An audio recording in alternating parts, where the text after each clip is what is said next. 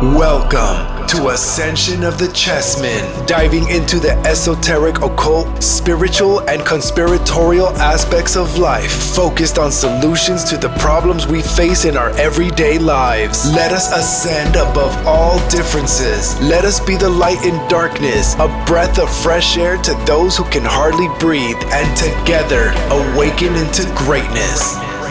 This is Ascension of the Chessmen with your host, Andre Mitty.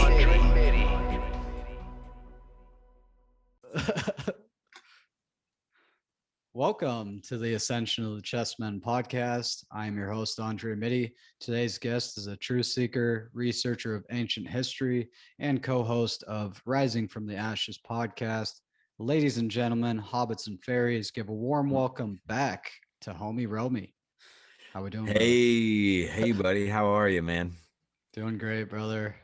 It's already shaping up to be a good show. We're having a great talk before we even hit record, so that's usually a good sign.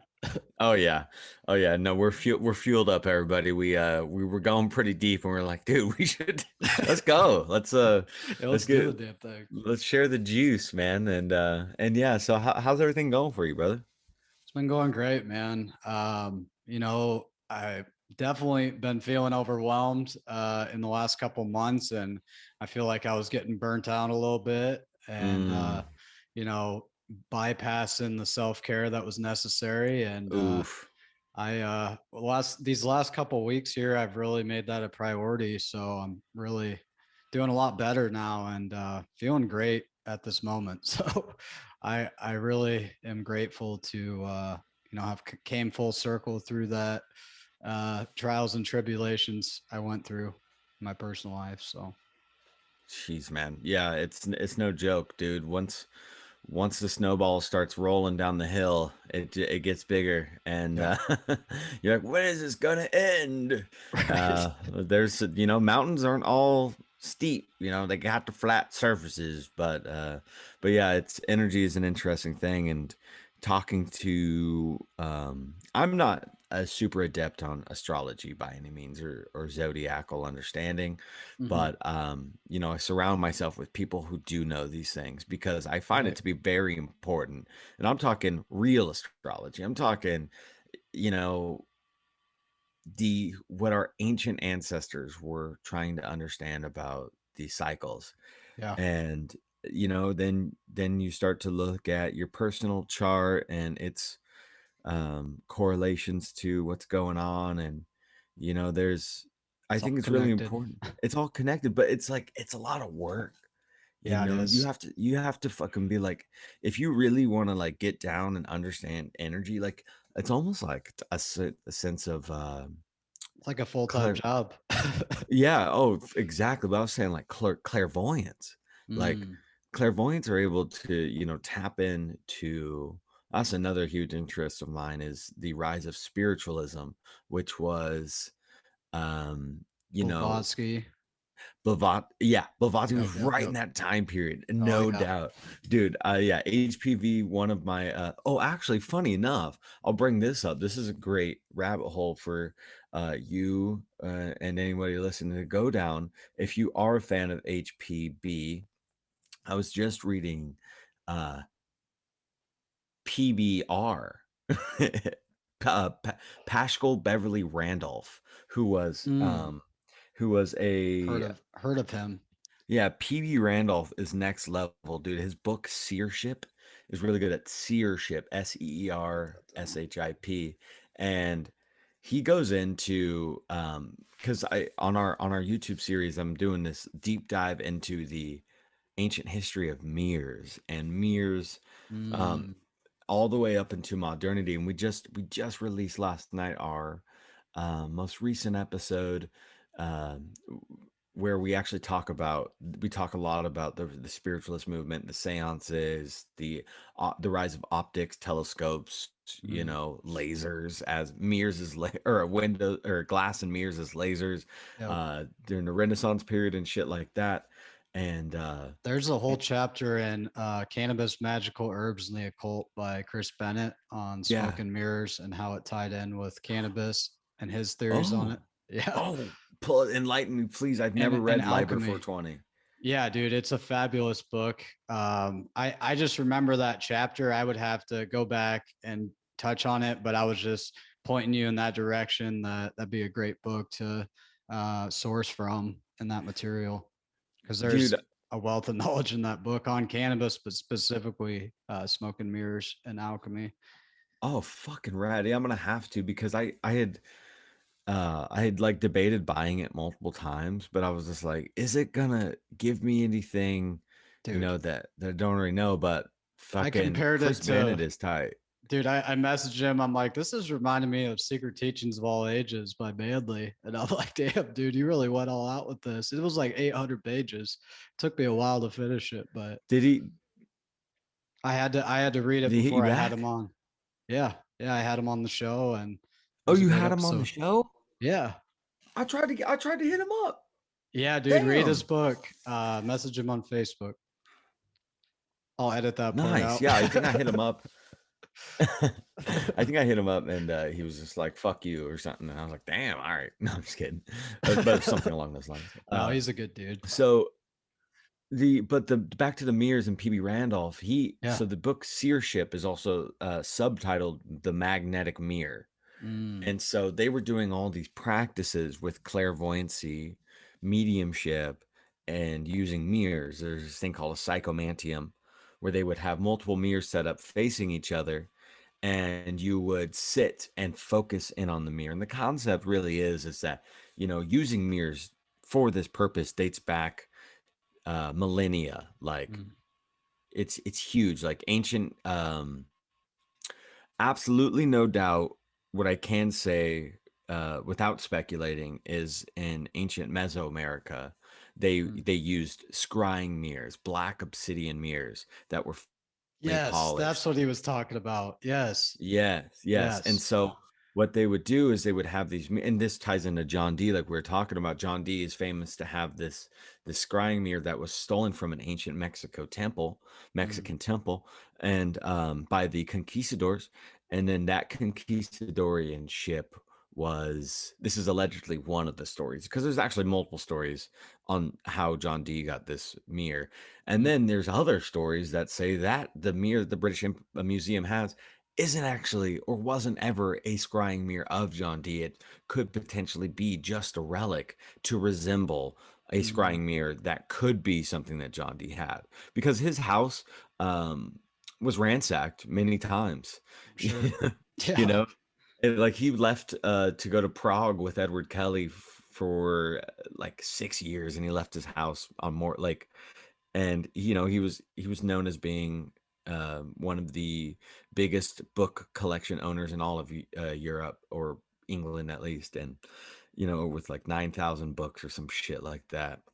And so he comes back Holy after being shit. in Prague for 6 years and noticed that his house was ransacked, and was just like, yeah, dude, I mean, you're living Fuck. in the fucking 1600s and you Right. left your entire house with all your relics in it, crystal balls and your 9,000 books of like ancient alchemical transcripts.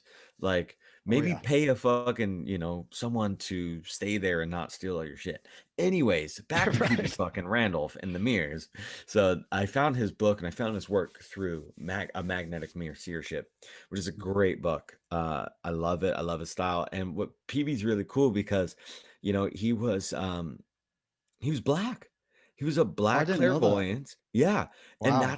that's where it comes in, and which makes his writing even cooler, because I was like, oh dude, this guy's a racist. He keeps just saying Negro like left and right, and I'm like, okay, guy, here we go, classic, but Right. but later after research I found out that it was, he had more credibility to throw the term around.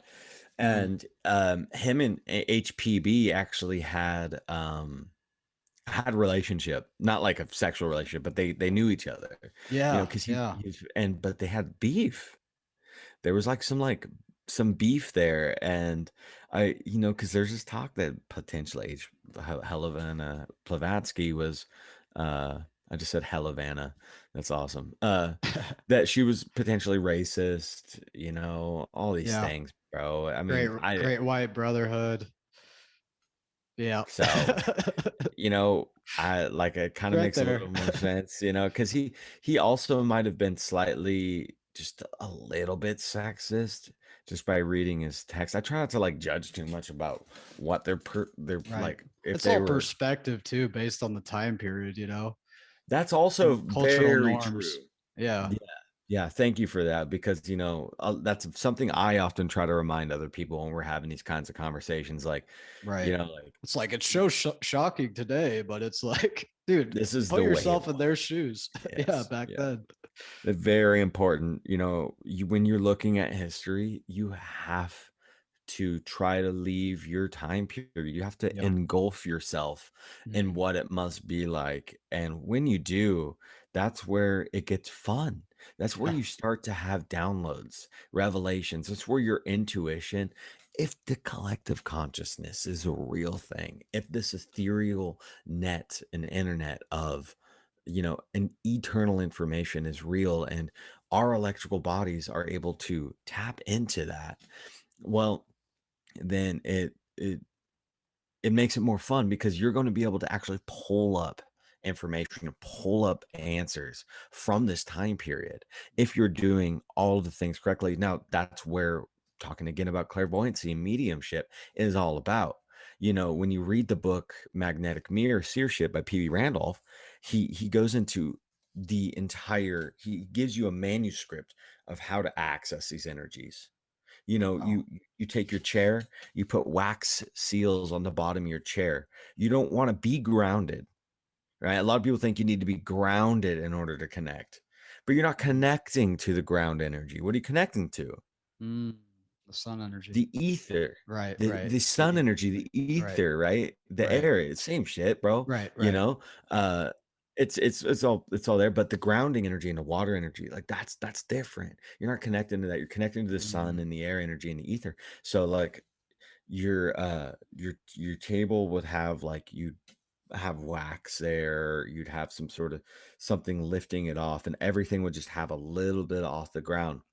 And now you bring magnets into it. Now, because another interest of mine besides mirrors, so these mini series we're working on is going to be, I thought would be a cool concept to do uh, these items that people have in their household, on the daily, or that they know in their life and our lives. Because growing up in America, nothing is, magical, right? Magic is nothing but, right. Rabbit revelation out of the light. hat. Yeah, right? Right. Which is just such a fucking flip. It's such a flip. It's Right. hilarious because you go back to, and that's what the presentation is going to be all about, Mm. is they everybody in the royal fucking house, the queens of England, the kings, they were into magic and they used Oh yeah. divination, and so it's just like you fucking like 200 years later, it's like, why are they covering up this? Well, maybe they're using divination even more Right. with quantum computing, with heightened, even higher technology, with maybe some more, supposedly we're not in such a high plasma state coming through our planet, but maybe we are. Maybe this is a golden period, and we're being told it's not a golden period. When I look outside, it's gold as fuck, dude. Yeah. Sure So, feels that way. it's not the dark ages, bro. I'll tell you that. And Nope. I think, when people talk about simulation theory, I mean, I try to say this, okay? Yeah, this simulation, society itself. Now, society is man-made. Right. Society isn't made by the earth. Mm, That's cosmic simulation. two There's a separate cosmic things. simul. They're separate, bro. Yeah. So it's like, okay, we might be in the dark ages in society, but I Right. don't think that the planets is going through that. So there's this kind of sense of manipulation there. Yeah, totally, man. I totally echo what you're saying there about all that. And I also wanted to add, just how you hit on astrology earlier and how pivotal it is to, adding a tool to our tool belt and just understanding what's really going on here. I mean, look at the Farmer's Almanac. Farmers relied on that for centuries to grow their crops and know when to harvest. And, they were tuned in with the whole sky clock analogy and having the sundial out to tell time. And, Yeah. it was all connected. And who's the famous banker that said, uh, uh, uh, millionaires JP don't Morgan. use, yeah, JP Morgan. I Millionaires forget, don't sorry. use millionaires don't use astrology, billionaires do, and it just shows you like they themselves are telling you like, yeah, this is legitimate, this is what we're using. I know it's culturally thought like it's woo woo, and I guess in the new age, which Blavatsky kind of started way back then, but to see where it is now, and how much of a popular topic zodiacs and astrology are, in the modern day, despite how they are talked about. Oh, let me read my horoscope for today versus like see how much of a role this played throughout all of time and all of history. And that was the original story. It was looking up at the stars and let's make stories and fables about it. Let's personify it and make it become real. Because if you didn't have shit to entertain yourselves, how else would you create? By being mind blown looking at the star line at night with no light pollution like we have today. Fuck yeah, dude. It's crazy to think about. Talk about putting yourself in other people's shoes in different time periods. I can't even imagine that, bro. Yeah, it's a tough one because with everything like here in our atmosphere clouding it up, like we're Yeah, only seeing a fraction of it. And I mean, depending on where you're at though, you get some good ones. I don't know if you've ever been down to Joshua Tree, California. I have not. I've heard it's beautiful. Dude, that was the first place I ever looked through a telescope, and it was so like we were just there visiting, and we were leaving, and they have this observatory there, and they were like Saturn viewing, and I was like, Mm, holy shit, tight. This is in October, and it was like the last week where because Saturn's only in that sky for I think half the year, maybe just a few months out of the year, and it goes away for the winter, and it yeah. comes back, and it's like here for the summer. And so they had all these telescopes set up. I'd never looked through a telescope before. And I was like, oh fuck yeah. And we go in line and look through the telescope, and it was so clear and clean. I asked the guy, I was like, is there a sticker on the other end of this? Am I looking at a sticker through this telescope? Because it's such a clean picture of Mm, what I've always saw Saturn as, is, through like imagery or whatever. And so I was just right. like, holy shit. And yeah, that's Joshua Tree, man. And besides that, is just it's magical, but the entire desert's magical. I forget where you're located. I know you're in Central Time. Nebraska. Nebraska, dude, you gotta have some good stars up there, right? Oh yeah, yeah. Oh Out in the country, you can see yeah, everything. Yeah, it's yeah, man. beautiful. Shit, I dated a Nebraskan once, man. It's Hard pretty times. cool. No, Yeah. I'm just kidding. Yeah, uh the Nebraskan people, they get a bad rap, but I wouldn't say so. I guess people just call it a flyover state, but like they always say the people here in Nebraska nice, like they're just nice people.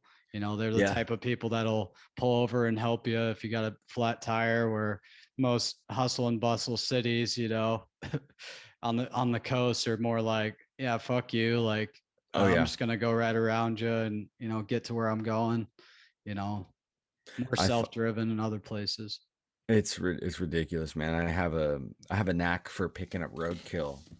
I Mm, used to pick it up and skin them and keep the hides back in the day when I was doing more like buck tanning and things like that. But yeah. now it's just if I see it, like 'cause, there's just so much roadkill uh lately. Like I don't know if it's just I'm noticing it more because I'm making more of an act to move it. But when I see an animal in the middle of the road and you are seeing multiple cars pass by it, Yeah. no one's doing anything, they're swerving to miss it, which is like great, that's awesome. I'm glad you're not mutilating the body more on there.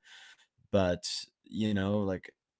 like where is the respect Mm, for our our family. These animals are part of our tribe. Yeah. They're part of our community. And like Mhm. we are supposed to be fucking shepherds. And these Right. fucking assholes are not who the fuck first of all ran it over. I bet this is what was going through their mind, bro. They're like they hit this raccoon and they freak out. They're like, oh my God. Oh my God. What was that? Was that a human? Oh my God. I hope I didn't kill somebody. Oh, it's just a raccoon. Oh my God. Am I okay? They check everybody. You guys Right. okay? Like, yeah, we're fine. You just ran over a tiny animal. And then that entire day, maybe that entire week, they start telling everybody about the raccoon that they ran over and how crazy of an experience it was. Whilst that body sits in the middle of the road, rotting by the California fucking sun, getting rigor mortis with zero respect for its life. Okay. Well, I understand, right? Raccoons go through people's trash.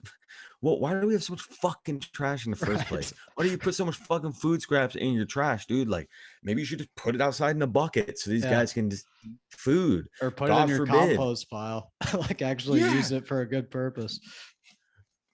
Like, Right. yeah, dude. Common Like, sense. Jesus. So Yeah. if you see roadkill, this is what makes me believe in the whole fucking celestial code even more. So I love traveling with my dog, and like when I see these animals, I pick them up. But I'm obsessed with birds, and I love feathers, and I collect feathers. Mhm. And Same. dude, it's amazing. And let me ask you this: as a feather collector, once you start getting them, do they start showing up more? Oh yeah. Yeah. Isn't that cool? I've seen them more when I was landscaping. Because I did landscaping for 10 years and we would find them all the time. And me and my coworker Corey, we would put them in this hat we'd keep Nice. on the fucking dash of the bed, and we had like a whole rainbow of different feathers by the end of the year, and it was a beautiful thing, man. I always seen it as like a sign of some way.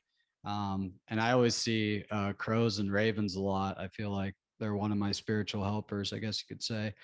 But yeah, it brings me to, I do sweat lodge here locally with the natives locally here. And, it's a super big privilege to get to do that, being Caucasian and everything. But, they've told me how they handle roadkill. And, every time they see it, they get out and, do a special ceremony for it and, give it the proper burial and all that. So they say a prayer Dude, for it. nice. It's a Fuck yeah. powerful thing, man. So to hear you say that, that's amazing, man. And I think it speaks to your character as a human being, and just the compassion you have for others. I mean, dude, I'm blessed to, I guess, just be, a compassionate person. I was raised by a great mother, and so Mhm. like um, and it was just me and mom. It was a single mother, and like we bond and like we have an amazing relationship. We have, in fact, taken acid together, even. Fuck yeah. The Yeah. ultimate bonding experience. Oh yeah. Oh yeah. Someday Shoot. I'll cross that off the list. Dude, you know how it wasn't planned? Like we went camping and like I just had it and like this is my major psychedelic phase and experimental phase, I'll say. Yeah. And I had some when we were camping. I didn't even like I just had it. I had some tabs in my pocket. And then Nice. like I was just like it was the middle of the day. I was like, Mom, I got I got I got this acid. She's like butane, like what kind of like carcinogenic acid? And I'm like, LSD. And I was like, she was like, I was like, Let's and do we it. were like, let's do it, And I Hell was like, yeah. we'll just cut him in half. Dude, we fucking talked in the tent until like Fuck 2 yeah. in the morning, dude. It was insane. Now my mom uses psychedelic mushrooms on a microdose level, and she For gets her depression and stuff. friends. Yeah. Dude, well, just in general, my mom's a very Overall health. spiritual. She's Hell yeah. very spiritual. Like I definitely know where I get a lot of my spiritual awareness because Fuck yeah. she's a limelight for the women in her community. She has Mhm. always worked with women. She's worked with drug addicts for a long time Wow. because we have a lot of like hardcore drug addicts in our family. And Mm. so it's always been a dedication to her. I don't even know if Okay. she knows it. I think she just knows she does what she knows and what she's used to, and she's always Right. taking care of her sisters. So, but she, in that sense, is like there's, you know, we talk about like just stripping ego stuff together and just all these things, and it's just like, that's a healthy relationship to have with your parents. And I Oh know yeah. not everybody can be lucky enough to do that, but Yeah. at least fucking try it and don't ever give up, because there's people you can give up on your entire life. And I'm not speaking for every situation, like I know everybody's situation, but even if you have a terrible relationship with your parents and they may have been like alcoholics or distant because of their trauma, and that's not okay for them to have not stepping up to the fucking plate with you and for you, you Mm, know but it's not that fucking easy. And even though there are parents, it's like, yeah, like we gotta cut them a little bit of fucking slack, dude, and be the limelight in their life and pick up mm, their fucking slack and yeah. be their inspiration. There's got to be a table turn where you're the inspiration for your parents, and you Yeah. fucking say, I'm here for you. Let me fucking parent you, because I know what's going on, because I'm fucking younger than you. So Right. Right. you're older. That's the You know a lot paradox of of it. Yeah. it is a paradox, because they'll be like, well, I've been on this earth longer than you. Like, you got your Right. dad Right. with his chewing tobacco and his fucking Yeah. Bud Light. Fuck you, kid. I've been here longer than. Yeah. Baby boomer mentality. And it's just like, bro, but Dude, that totally resonates, dude. Holy fuck. I've been telling people I've felt like I've been parenting my parents for the last couple of years, and I just turned 30, dude. I'm like, this is a little too nice. early. I wasn't expecting it this soon, but I totally see what you mean, and I agree, man. I think we are more tech savvy and just more well equipped in this modern world to like be able to figure out what's going on here, not to like put us on some pedestal or something, but it is humbling to like take a step back and like you have your parents asking you questions or like how'd you come to this, or whatever it is, and that's real, man. So respect on that. I agree. 91, 92. 92. Yeah. Nice. I'm born 91. I just turned 30 this year as well, Oh, nice. Hell yeah, you dude. must be just a little bit older. I'm Yeah. a Taurus, May baby. Taurus. Oh, Yeah. nice, dude. May baby. Oh man. Oh wait. So May. So okay. Oh, Boinkin and your parents were sorry for any disrespect, but Boinkin in September or December, huh? Might have been like on Christmas Eve or something like that. Must have been. Oh wait, that's only 6 months. Oh wait. Oh, my math is terrible, dude. Oh my god, I'm such an idiot. Okay. Can I share screen? Yeah. Okay. All right, let's do it.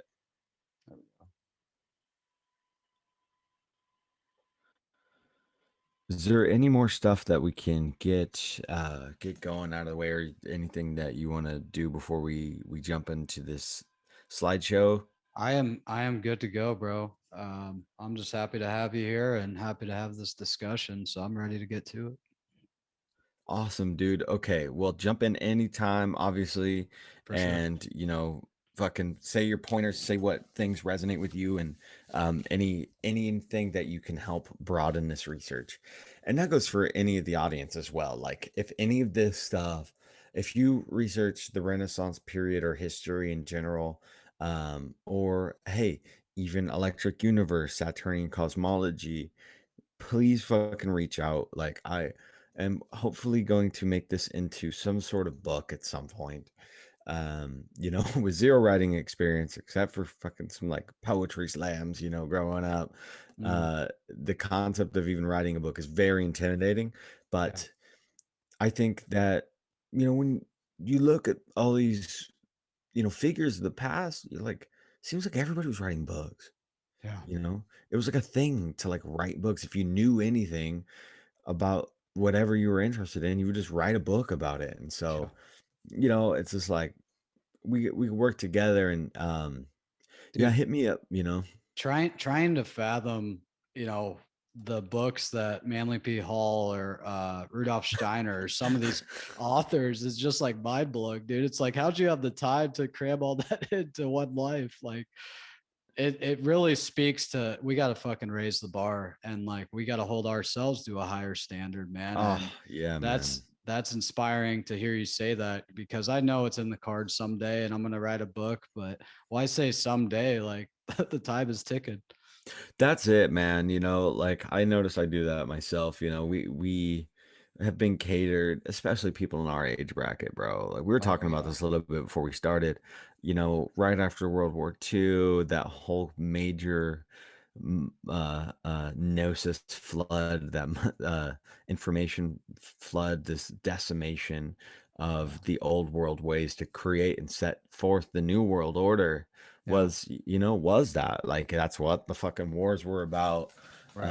And whether or not the Nazis were the only one really holding down this appreciation for ancient occult information, like they had the ancient occult manuscripts and they were the only ones, or is it we were all in it fucking together and it was a for show, and for the show to create what the fucking mess we find ourselves in now. But you look at how the transgression of those times went, 50s into the 60s into the 70s, and now we reach ourselves into the 80s now. Mm. Massive corporate overlords, Oh yeah. massive marketing, massive use of color coding in psychological Greed is good. The Wall greed Street is movie came out. That was the oh first time that was said. dude, the For 80s. lack of a better words, greed is good. No, it's not. I'm sorry. Dude, it's so fucking bad. And then so the 90s were kind of the same. Yeah. And so for us, you know, yeah, we have to fucking raise the bar, dude, because we're dwindling. We're letting everything get taken care of for ourselves, and we're not taking care of anything. But Mm. I will say your audiences, because they're amazing, inquisitive people. To Yeah. listen to your show means that they're taking steps and strides into something different because Mm. they know that there's something more. And Yeah. you as well, like obviously, like doing a podcast, this is doing something. Yeah. Every episode is a fucking it's kind of like a little book. Yeah, it It's that is. much documented information. It's there. It's out there, dude. Like, boom, you published it. I'm working on not being so fucking hard on myself, man. It's like I'm Yeah, doing the man. best I can, you know? Lighten up, dude. Yeah. Jeez. You're doing great, brother. Likewise, brother. Thank you. Of course, man. So, the presentation here today, everybody, is this research topic called Antiquated Transhumanism. Mm. Now, when I discovered transhumanism and the transhumanist movement a few years back, it's hard to even say what year that was now, when I first heard about transhumanism, uh, I have always kind of had this like beef with technology. As a musician and a lover of music, I Yeah. would not listen to any electronic music for years. I said if it had a keyboard in it, I wouldn't even listen to it. Mm. It was just the 3-piece or the 6 guitar players and the 5 drummers. You know what I'm saying? Like Right. just shredding, and like going to Warp Tour and skating and stuff and all that. Yeah. And then you get into hip hop, and then that's just all computer music, and then you just find yourself being like, okay, well, open up a little bit, bud. Yeah. And then you start to be like, well, maybe technology itself, electricity and other forms of resonance have been around for forever. And I Mm. love our ancestors. I don't necessarily vibe with the forefathers of America per se, but even that is changing. As I just got the autobiography of Benjamin Franklin. I'm Mm. not saying I respect Ben Franklin at all. I think they were into some crazy cipheric stuff, Right.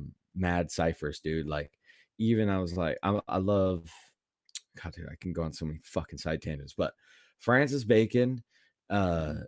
and his book New Atlantis is I need to read that. about, dude, it's good. I mean, it's definitely alchemically coded. You know, Right. All of his work. all of his works. Yeah. ciphers, the Baconian cipher. If anybody listening hasn't looked up the Baconian cipher mysteries, I mean, well, you'll shit, the start guy was probably Shakespeare. exactly. Yeah, you'll start with the Shakespeare stuff, and then his own writings that were 100% Francis Bacon. But Manly P. Hall, now he led me down a fucking rabbit hole with that. It got me really interested in it because he has this theory in one of his books. I can't remember which one. Oh no, it was in his. He had the All Seeing Eye, which is a weekly newspaper that was going out.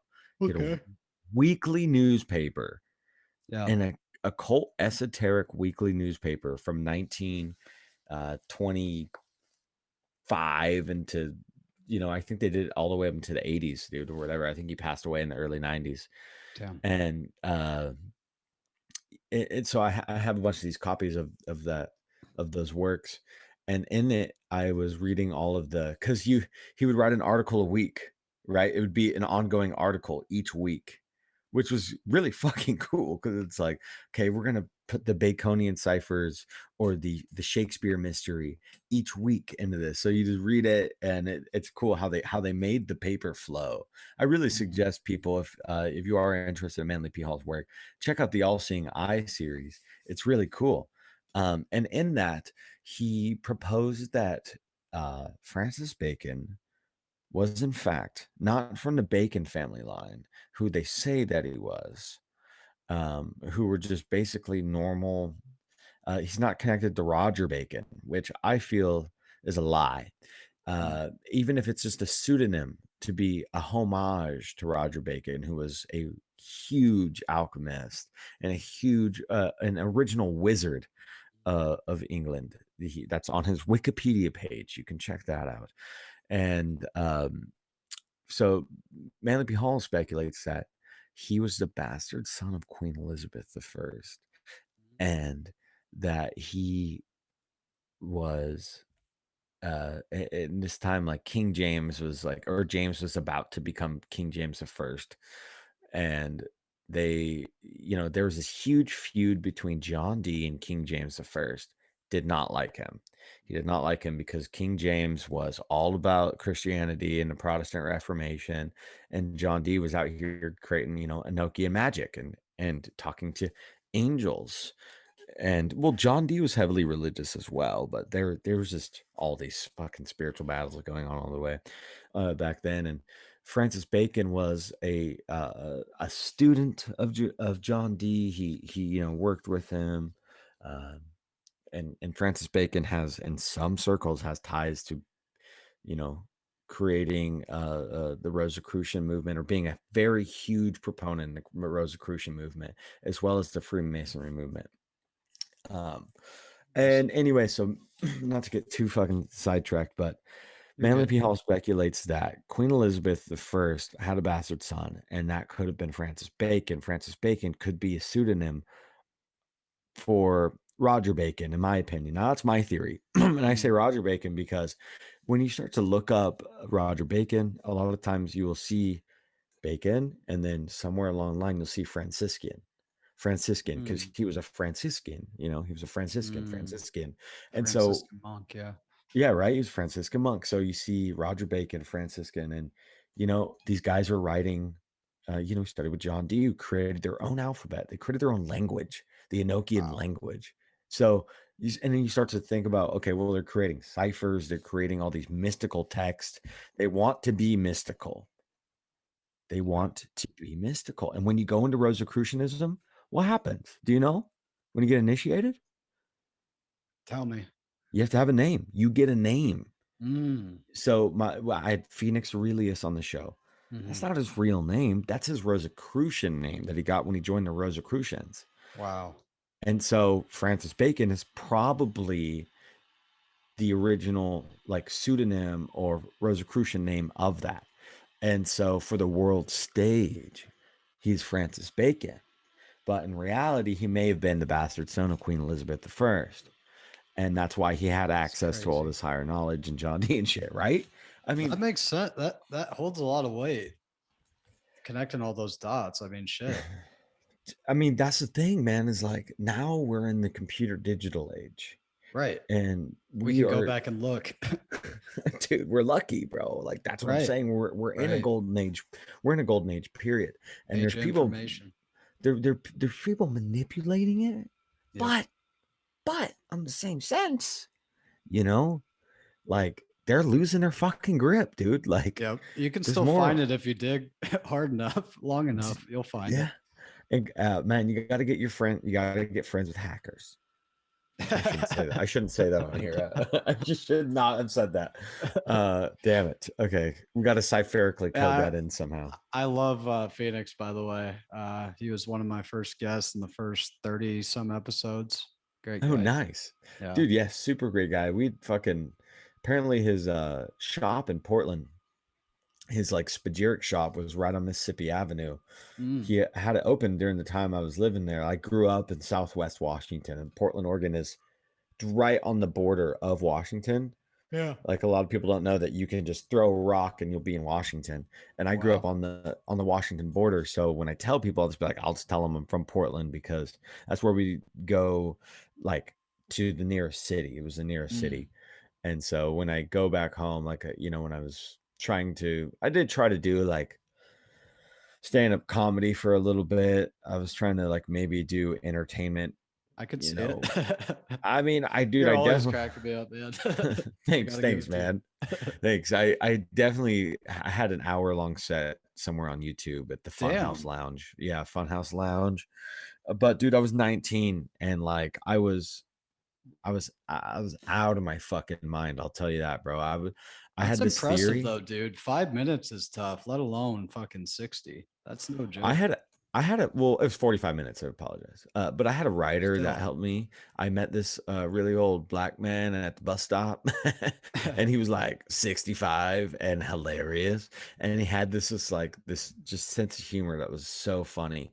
But we started vibing out, and he brought me up to his, he was renting out this like attic room at this house in Portland. It was just right down the road because we were at a Mm. bus stop that was, close to both of our homes. And he's just like, man, you want to be funny? He's like, what would be funny? I'm like, what's that? He's like, if you had your finger and your finger was a character and he would come out and he'd move all around and be Mr. Wiggles. And I'm like, Mr. Wiggles, huh? I was like, all right. And then so I started talking to my finger on stage, and like Oh, getting that's great. beat up, and like I was very theatrical, like I'd fall on the ground. But I had this other theory in comedy that now, over 10 years later, I'm like, I don't necessarily know if this was right. I was fucking 19, but I had this theory where words were just words and they didn't mean anything. Right. Mm. So I could say, okay, I wanted to be really vulgar. That was like my excuse to just be as gross as humanly possible. Like, I Yeah. don't want to offend anybody and discredit any of my current research or anything. I want to let you guys know I was a kid when I said things like, I, I'm not even going to say it because it's You're so good. gross. I'm Don't not, feel I, obligated. yeah, I'm not, but anyways, it was really bad. Like, I would say some Yeah. things that disgusted some people because I wanted to, That's how I you wanted to gauge the make, crowd, I wanted to, well, yeah, you gauge them for sure. I don't know if you engage with them because they're like, who the fuck is this creep? Yeah. But I wanted to be as creepy and weird as possible. But You after got to I get met them on your him, side first. That's the key. yeah, people were telling me like other comedians that had been doing it for a while. They're like, usually you gotta like work your way up to shit like that. I was like, no, dude. No, I'm going right for the one Right for the shot. gold, man. Right for the gold.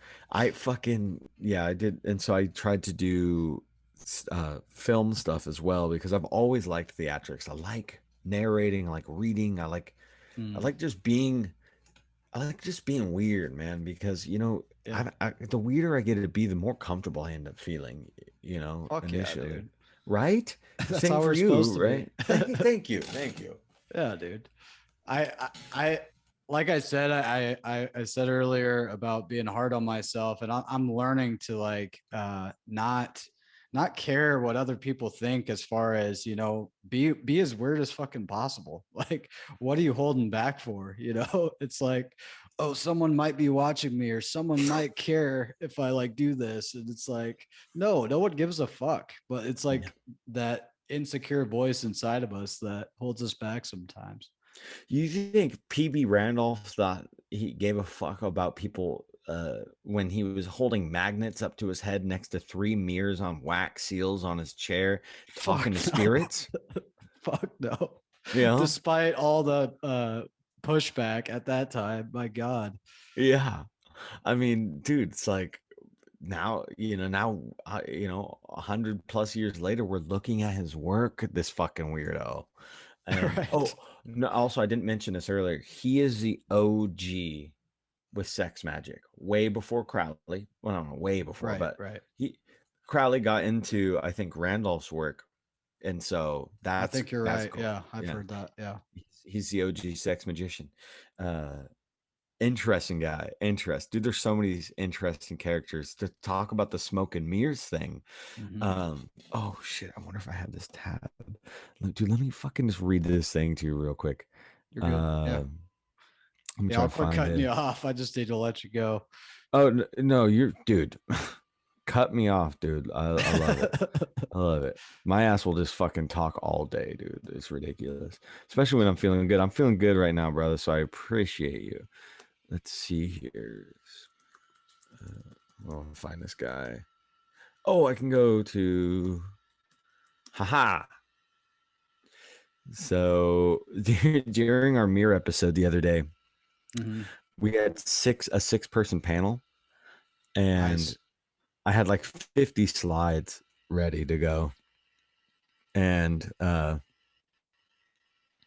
it was like we didn't even get through half of them, because everybody we were just riffing on all this stuff.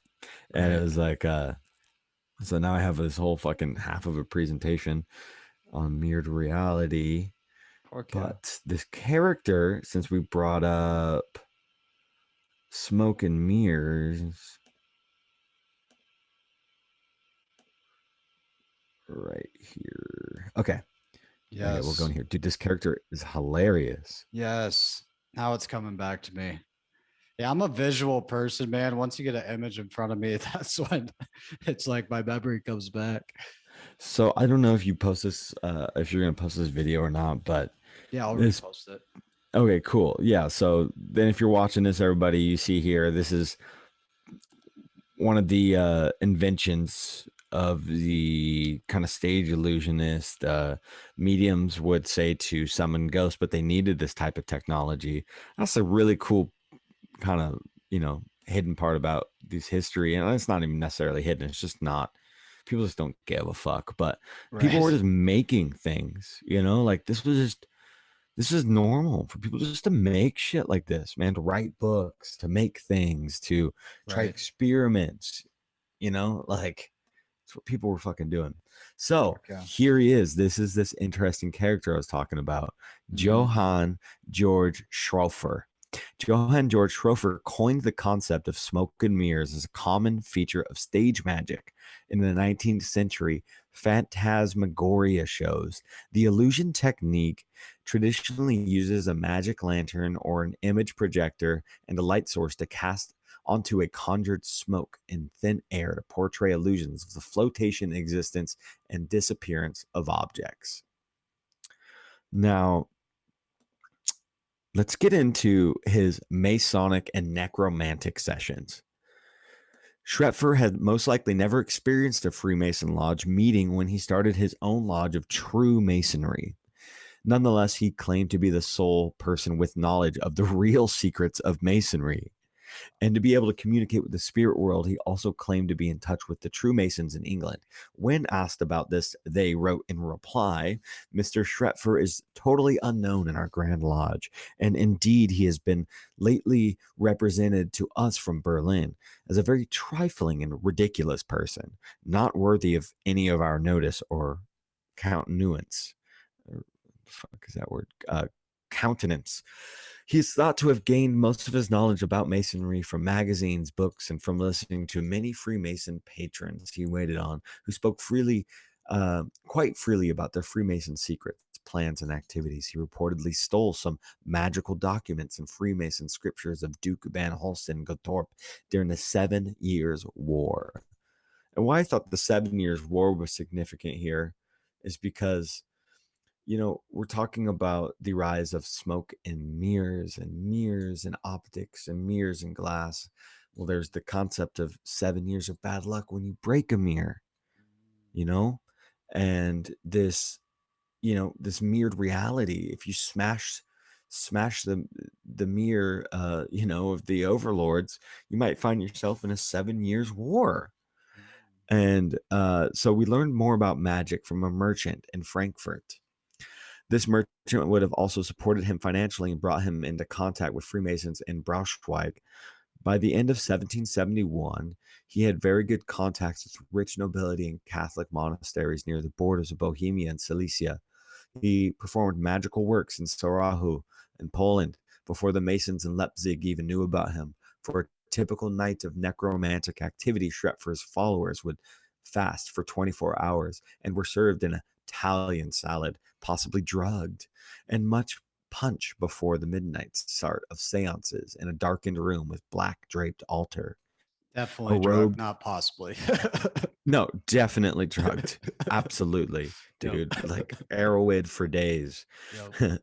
A robed Schroepfer performed the rituals and demanded his followers to remain seated to a table or face terrible dangers if they did not. He made use of a mixture of Masonic, Catholic, and Kabbalistic symbolism, including skulls and chalk circles on the floor, holy water, incense, and crucifixes. He started with a long prayer that addressed Jesus Christ and the Holy Trinity, asking for the protection of good spirits. He usually raised 3 different ghosts: one good soul and beautiful white, one neutral, subdued white, and one evil and awful brown and black. The arrival of ghosts was mostly accompanied by a sound like that of wet fingers on glass,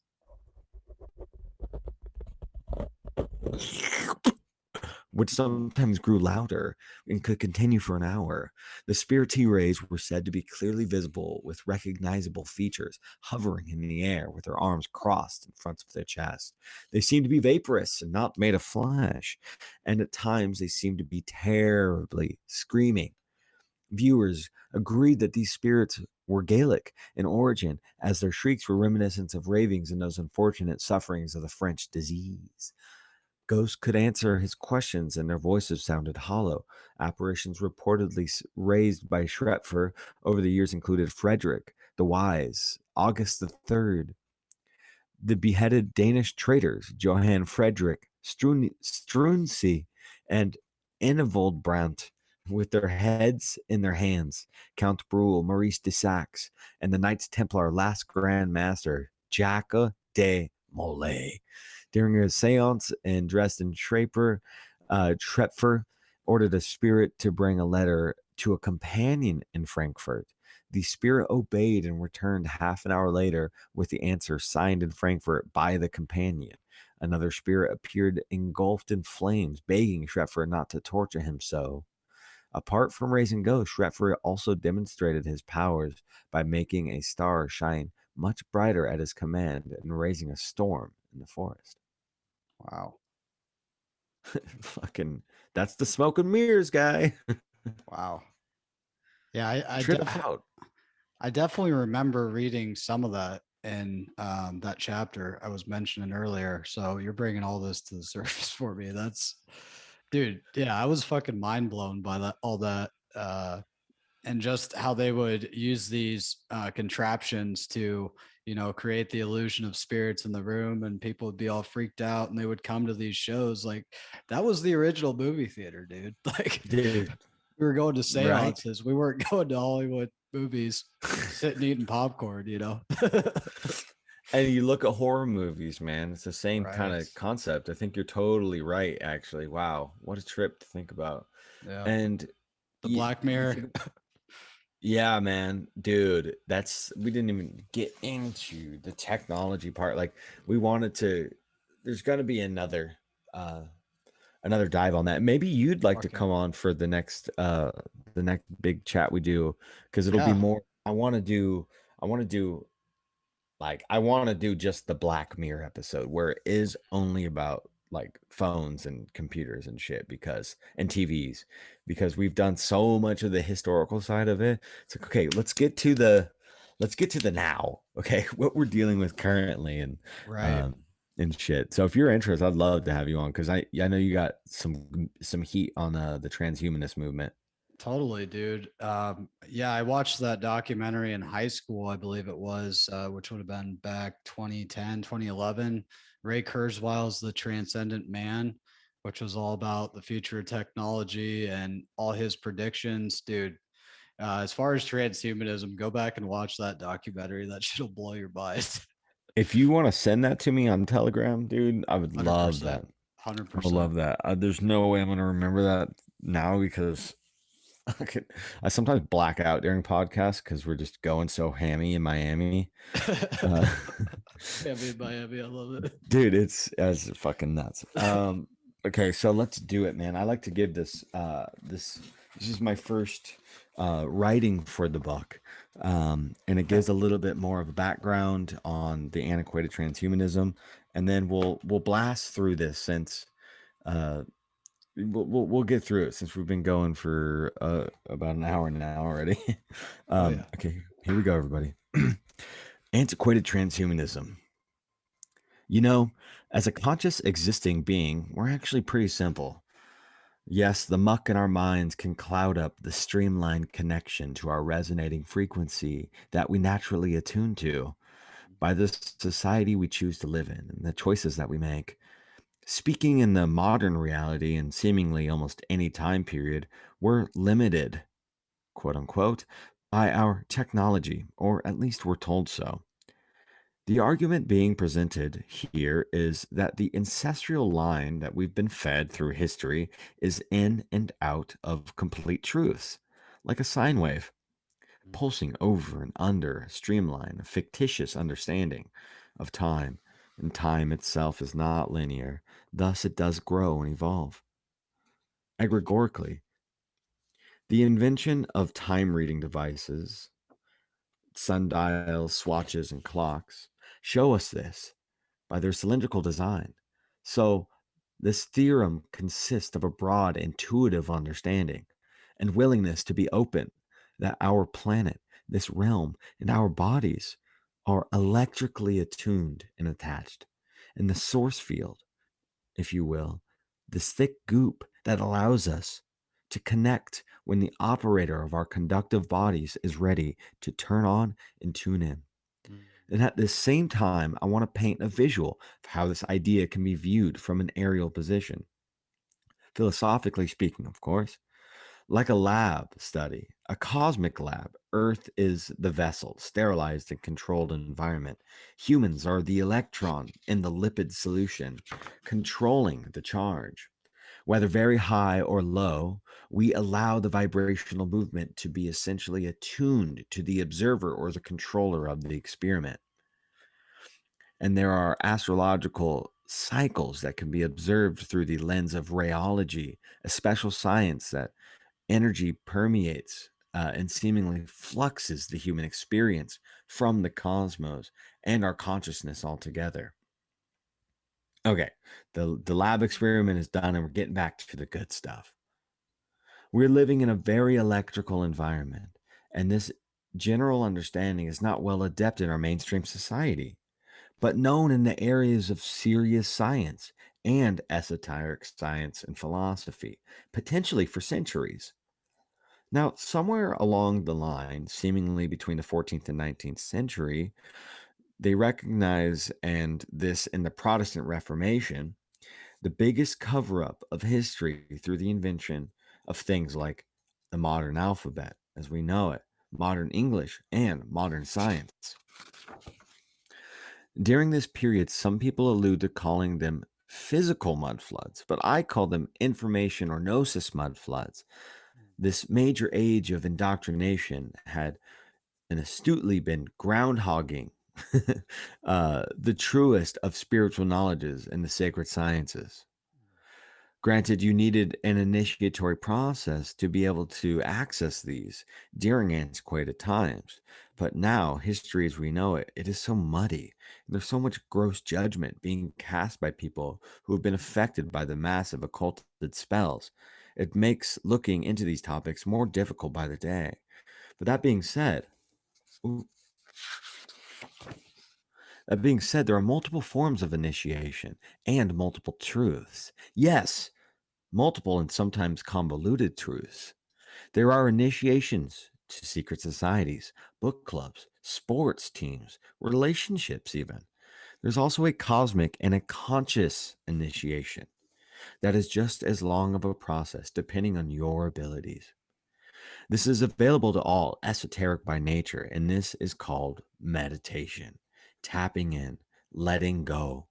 Akashic records, a genealogical remembrance, intuition, initiation from within yourself to access the hallways and the deep underground versions of our higher selves that is in tune with all of the elemental forces, in which there are seven, four exoteric and three esoteric from a theosophical standpoint, potentially more, as new discoveries are being made in every moment.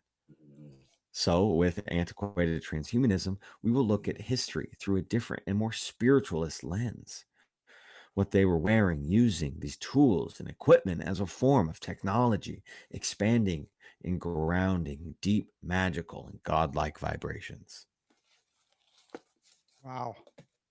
That was that was unbelievable, brother. Very well written. I'm impressed. Just some initial thoughts.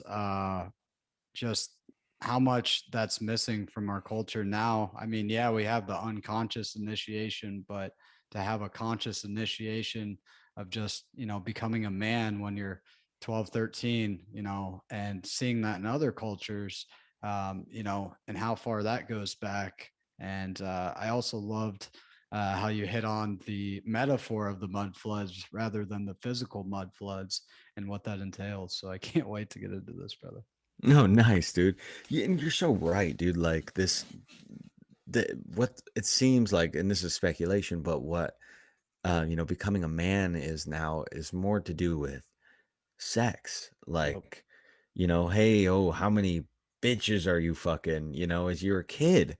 And like Yeah. that is what being a kid is, and being a man is like how many, but when you look at these, indigenous cultures and more spiritual places, that is so far from the the spiritual journey. And it's an issue in my opinion. And yeah, Like I will. for example, I read in Africa, there was a tribe in Africa that when the kid was 12, I believe, they would take him away from his mom for a year and a half, and they would have these elders sit in a circle, and they would all pierce their skin and draw blood into this bowl, and the boy would drink it at the end of the initiation. And that was his becoming a man ceremony. Like he was completely removed from, being overly mothered by his mother and surrounded by men to, embrace that masculine side of him that he was, transitioning into. Oh, wow. That is super gnarly and super awesome, dude. Yeah, it sounds crazy. And here's the thing, dude. Like, even you mentioned the camping trip with your mom earlier. Like, that's a taboo thing, but most people don't realize like plant medicines were like the backbone of cultures like for centuries, dude. And like that was the initiation, was like having these journeys with your loved ones and having this initiation come through, just Dude, my theories. no, no, absolutely. I mean, bro, undoubtedly, right? And I mean, you've you've done enough homework and research to have a credible opinion. Absolutely, no doubt. Like you've talked to a lot of great people. Your insights are amazing. You're coming from non-biased, opinions. So I love all your insights, dude. And I agree. And what's interesting is, well, what isn't interesting, right? Like when Right. I Really. think I think people like you and me, like we just find everything interesting. And so Right. there's like nothing that doesn't blow our minds. We're like, oh my God, it's connected. So um Yep. but I've been studying also the fucking voodoo. or Vodun, or hoodoo, right? Like there's Right. hoodoo I think is more Cuban. Mm, You know, but Vodun comes from Africa. It was the original religion. I wouldn't say the original. It was the religion that was being practiced when the slaves were taken and brought into Cuba and brought into Jamaica mm, for sugar cane fielding, which is just a travesty. Um, mm. but anyways, I was getting into looking that up and really getting into the concept of black magic. Now, I mean black magic. I mean magic from black people and not white people, Mm. right? And so I was thinking, I was like, well, you know, especially in the Western world, there's white magic and there's black magic. One's good and one's bad. Right. Well, just, you know, look at how the Western view is on white people and black people. One's good, one's bad. Dude, there's a rap song by Ab-Soul. I forget the feminine artist in it, but she says, there's a lyric in it that says, I always thought the term black magic was kind of racist. And Dude, that, really? that always, that got me thinking once I heard that lyric, I'm like, maybe it is. Like, I've never thought about that, because we are so ingrained to think it's evil by nature, like dark night, sun, light, it's like, it's just so polar opposite, and it's interesting to ponder that you bring that up. So didn't mean to cut you off once again. No, you're good. I love it. I love that. Like, awesome. Because Absol is a fucking amazing artist. So I'm definitely Fuck gonna yeah. check out that link too. Uh, but you're right, because it's like black magic. What people would consider black magic in Western circles and Western magical circles, blood work, necromancy, Right.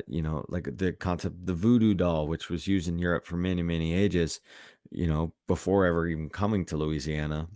Mm, Um, they these were stolen. These were stolen ideas, and they were originally used in places like Africa.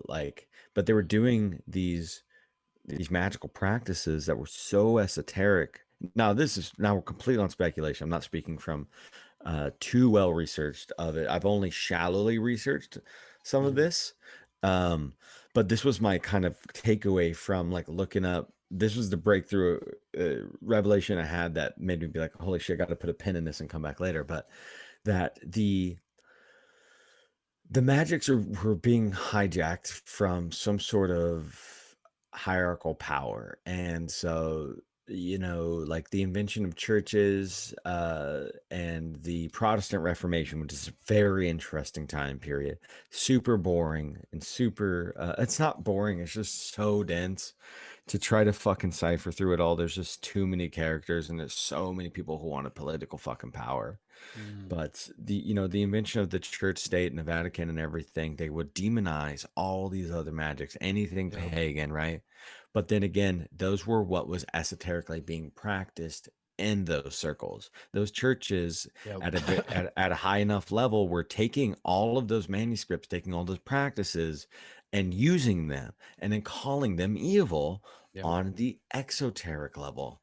And so when you think about things like what you said about the initiatory process with, drinking blood, Right.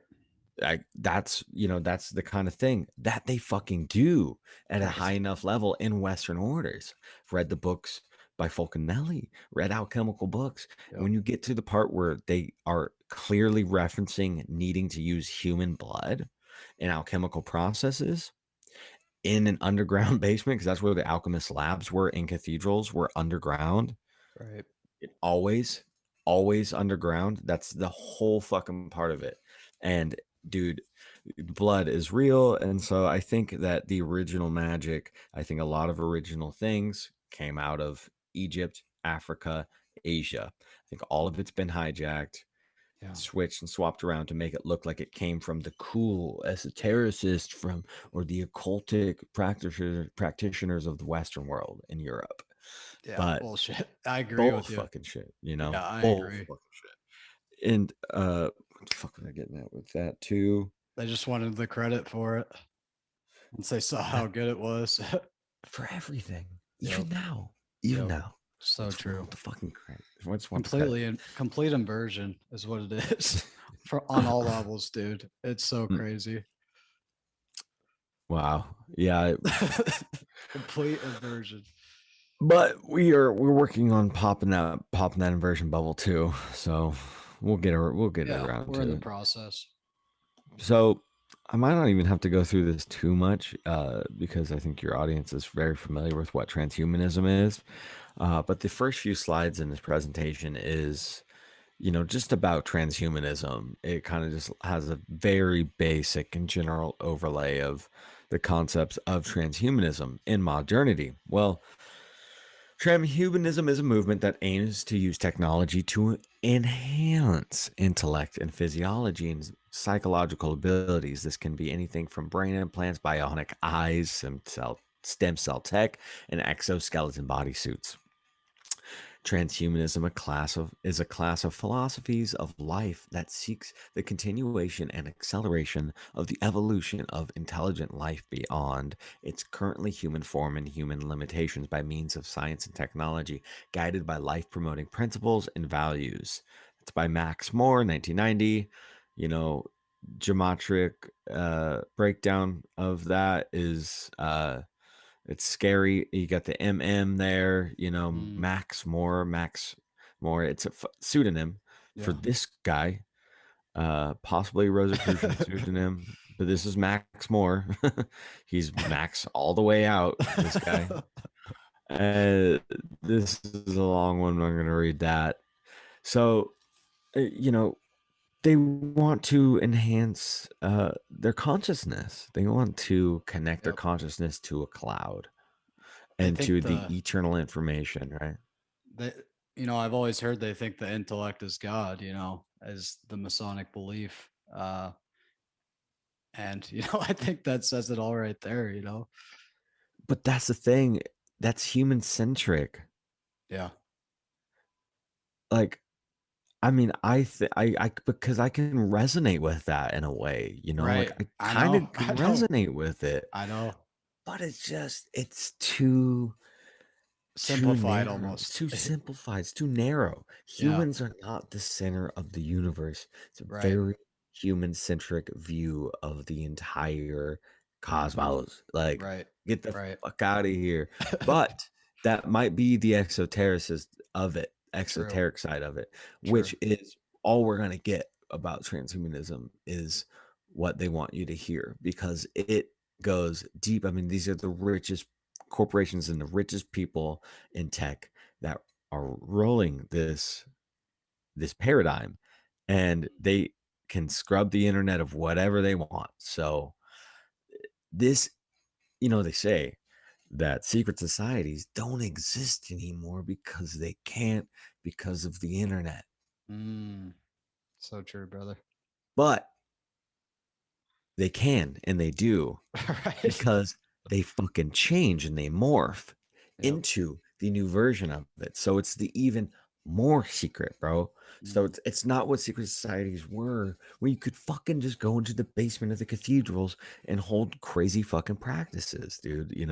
Right. But it's different. And like, Jesus fucking Christ, I live 45 minutes away from Bohemian Grove in Santa Rosa. Have you been there? No, not yet. Dude, Not you should yet. go. You should go. That's not far at all. Come on, bro. I know, I dude. went to the Georgia Guidestones like 4 years ago. It was pretty trippy. Dude, you're stoked Yeah, dude. So to when be that there happened, before. I'll never yeah, get to go. Like, I'll never get I to know. go. No one will Damn. if they haven't been there yet. Yeah.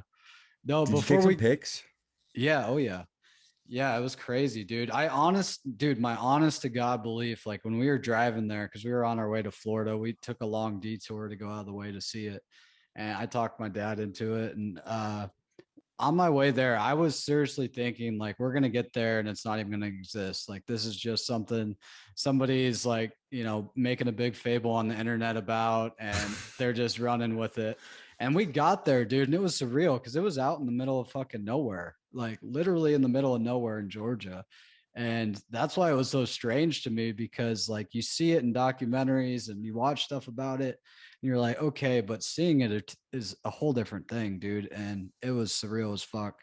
And to have the recent events, yeah.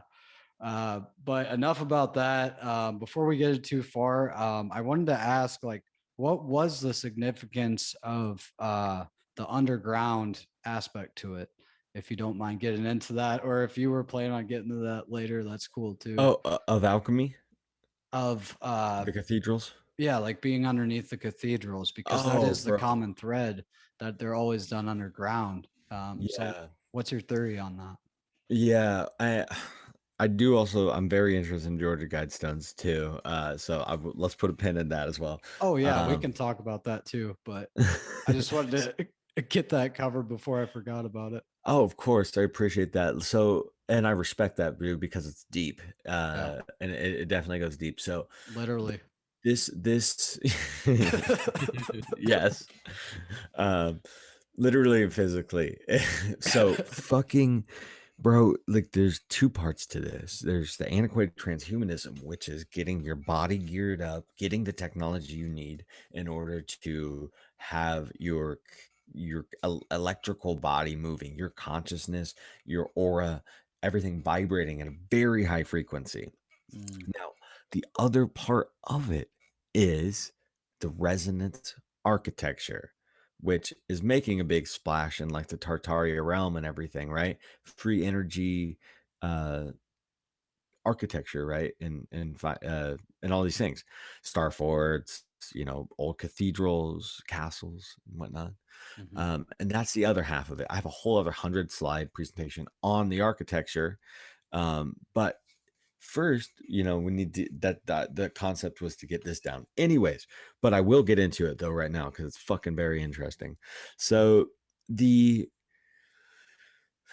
I mean, here we go again with exoteric and esoteric. There are two forms and rhymes and reasons of the cathedrals. Now, they were all built on sacred sites and ley lines, especially in certain places in Europe. They would be built in such proximity of each other. The basilicas that had these huge, beautiful organs that were tuned to specific frequencies, hertz, megahertz, and resonances. Mm, And they had the bells. And now you look at a lot of these bell towers across the world, and there's yeah. no bells in them anymore. They don't ring, and there's no bells in them. Some of them do, but most of them actually were taken out. And you look at the cracked Liberty Bell on the founding of America as the New World Order gets taken over, and you wonder, so who took the bells out of the bell towers? Who stopped the resonance? Who stopped the tonal frequency and the healing frequencies, the communication between the living and breathing cities? Because our ancient ancestors built with purpose, Mm, and true masonry was to have purpose of mm, structure. And I think they put in the footings for what we would consider these new secret societies now that are all tech driven and etheric driven. Now that the groundwork has all been done and there's all these places to live for these people, then you're not going to see these massive amounts of architecture going up to create a message or a purpose or to ground in some sort of etherical energy, because all of the sacred sites are already determined, they've been mapped. Now it's on to the next stage and phase, which is like the quantum computing and transhumanism. And so the these buildings in these towns, they were built to resonate with each other. And so they would use these things called dowsing rods, which are this very old, you can't even really trace back the true lineage of them, but they go all the way back. Even Moses was said to have a divining rod or a dowsing rod in the Bible. But a dowsing rod is a split twig or a specific piece of a branch that they would hold in their hands like this, and they would walk and they would hold it loosely. And when there would be a mineral mine or a water mine underneath, the stick would start to spin. wow. And that's why they have dowsers. Look up dowsing rods and divining rods, and it's a great rabbit hole. So that's how they would mark these sacred sites when they would rock across the lands. supposedly. There's another theory to that, is that it's this theory called syncretism. And syncretism is the concept is it the concept of stacking cultures on each other, which here we go again with the mud flood theory and concept. So a lot of people speculate that there's a secret society or some sort of hierarchical power. It might be the Freemasons or the Rosicrucians or obviously the Templars, that would go to these sacred sites, go to these countries, find what they consider to be sacred sites and holy lands, test the magnetism and the resonance there, and then they would build on top of that. That's another theory of how they found the sacred sites, and would build the cathedrals on top of these sacred sites, doing that as marking grounds. Because there's always markers, some people say obelisk markers, or monoliths and things, but yeah, there's many markers. So when you if you start to really look at cathedrals and look at these old architectural buildings, you will see that there's like statues or figures, often called reliefs. They call them reliefs, which I don't know why they call them reliefs, but that's what a statue can be called, as a relief, like a bas relief, BAS relief. It's just an old word for statue or engraving, and you'll see all these different things. Um, you'll see a bunch of stuff, and they can be just rams, lions. They can be all these statues, or they can have a deeper meaning and a message about the story of that building and that land and that area. And that's what Fulcanelli goes into in his book, The Mystery of the Cathedrals, which is written in the early 1900s. It's now chemical text. Fulcanelli is also a pseudonym. Yet again, we're finding ourselves a pattern here, that in history, people used pseudonyms because, well, another theory that I have is there's archetypal cosmic code, where you ever notice where people have a name and they generally just slip into this path that kind of makes sense for their name. Mm. Like you're like, what? Like you're like, oh, you seem like a Chad, like you're a Chad for sure. Like some Chad is like, just he's a Chad, which I hate that, because Chad Stumkey is a great friend and author researcher, and we're starting a sideshow together. So I hate using that word Chad. But it's like a thing that was I know a online for a lot of while hanging. chats. You know what I'm saying? Yeah. Oh, Nebraska Chads, huh? Oh yeah. Oh God. Uh, Dude, I but was just gonna say, yeah. that's everything you're saying is just reminding me of the Capitol building here in Lincoln. And there was theories that that's where Hitler was gonna make the capital of the world, was Lincoln, Nebraska, based on its location. And it's this big obelisk, and it's got a seed sower on the top, and it's got a golden dome on the top with a seed sower throwing out seeds on the very top, that's I think made of bronze or iron. I'm not sure, but I've also heard rumors that there's been security guards that work at the Capitol that have seen people walking in the basement in robes after hours. Nice. So, and there is a Scottish Rite temple. Literally like a block from the Capitol building. So they say there's tunnels underground as well Oh, to dude, connect the two. okay, so let's go into these Capitol buildings. Yeah. Totally. They correlate. You can just basically go from the cathedrals and that concept to what the new cathedrals were of America and the New World, which were the Capitol buildings. They're all the same. Right. They all have the same type of architecture. Every state has a capital, and they all have a golden top. They all have the round rotunda. Now, what they use these rotundas for is for death ceremonial purposes on an exoteric level. I will say that. We'll get into the esoteric here in a second. But Right. what they'll do, what's his name? Not Biden. Oh God, what the fuck was his name? A few years back, he had a President. he. I don't know if he was president or who. Come on, I've talked about it before. Uh, he had a huge funeral. They flew his casket from Texas to Washington, D.C. as well. George Bush, George H.W. No, it's more recent. It starts with an M. Politician starts with an M. He might be a Mormon as well. Mitt Romney didn't pass. No, it's not Mitt Romney. Fuck. I don't know why I'm blanking too. I gotta look it up now, because it'll help a lot with this story here. Okay, here I'll go like this.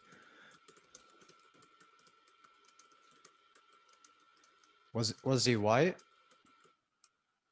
Yes.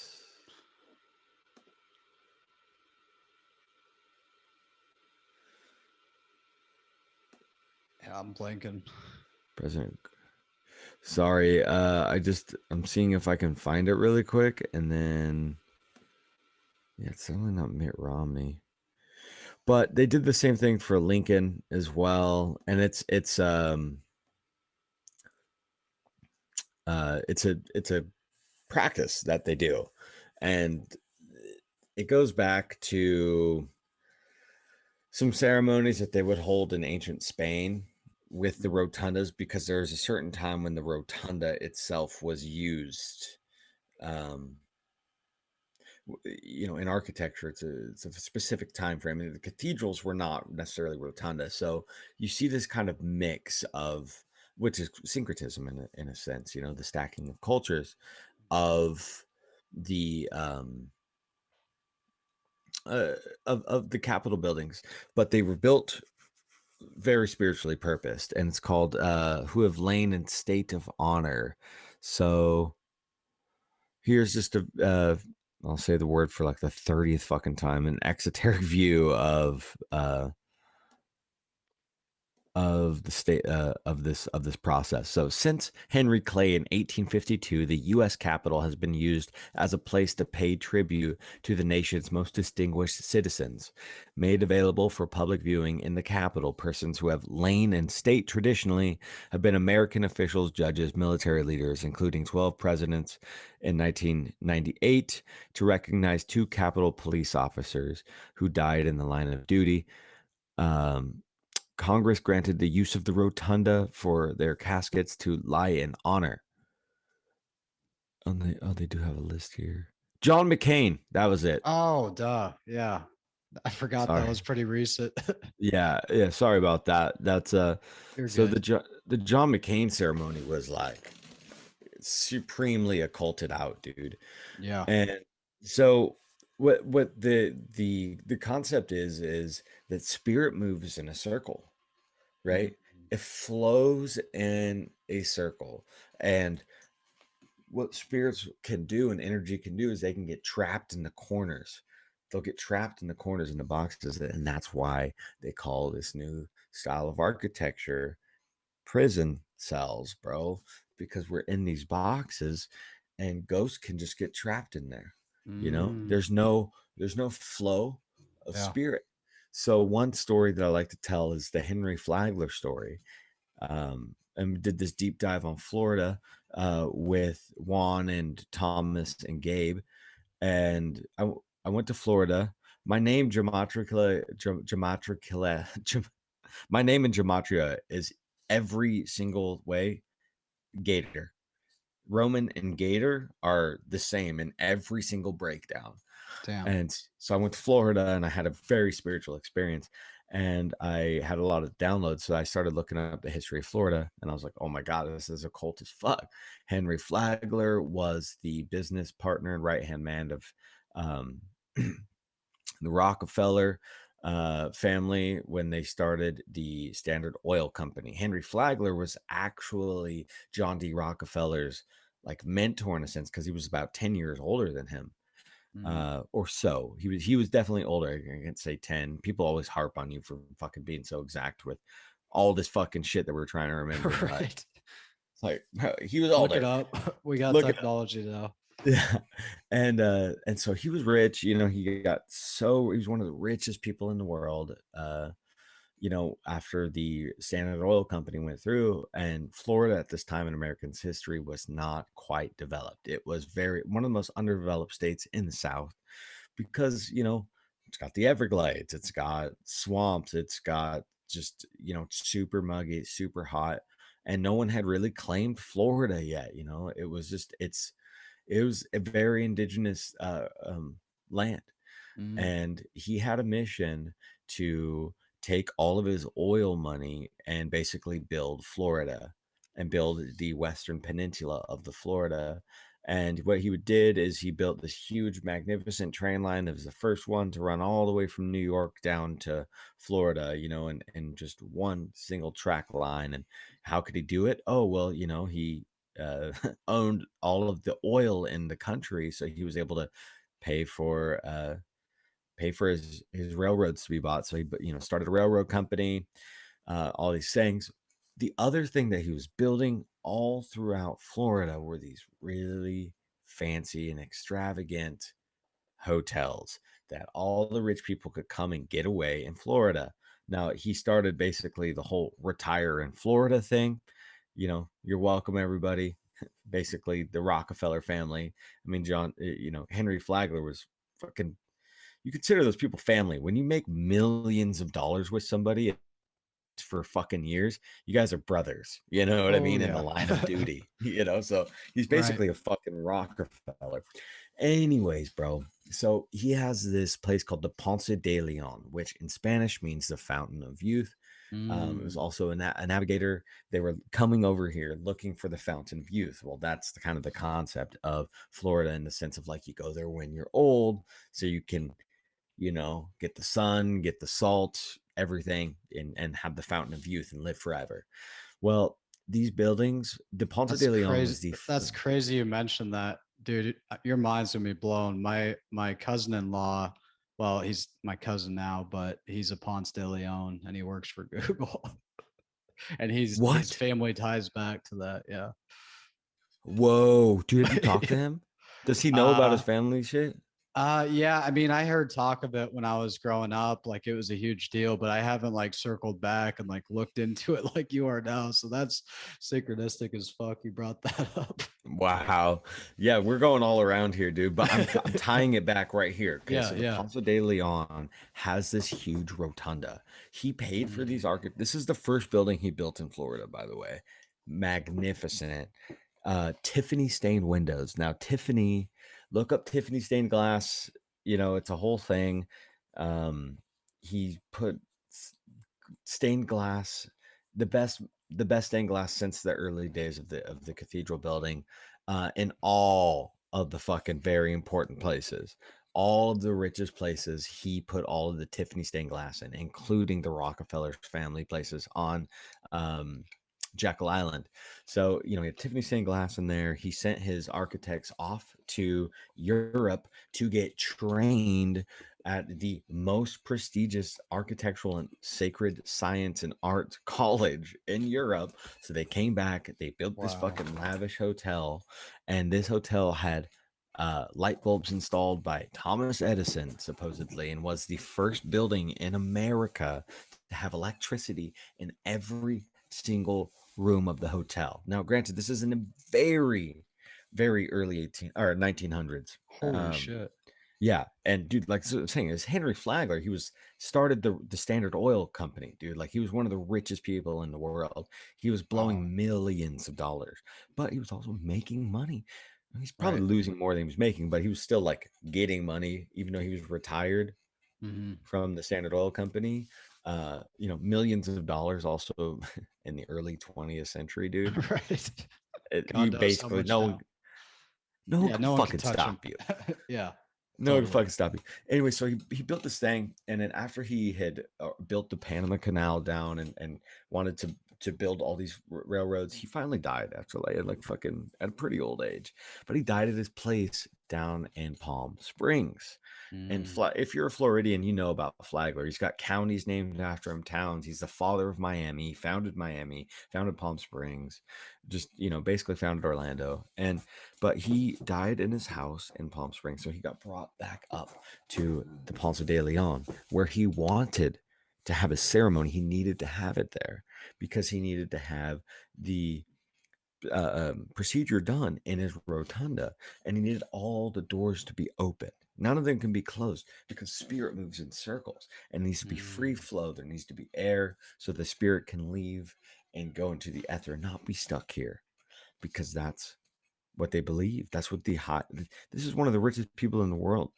And he believed in spirit moving and going to somewhere else, and you can be stuck here because he knew Oh, secrets, he knew stories. And right. so but the problem was, brother, is that someone shut the doors and the casket flips upside down and the lights shut off.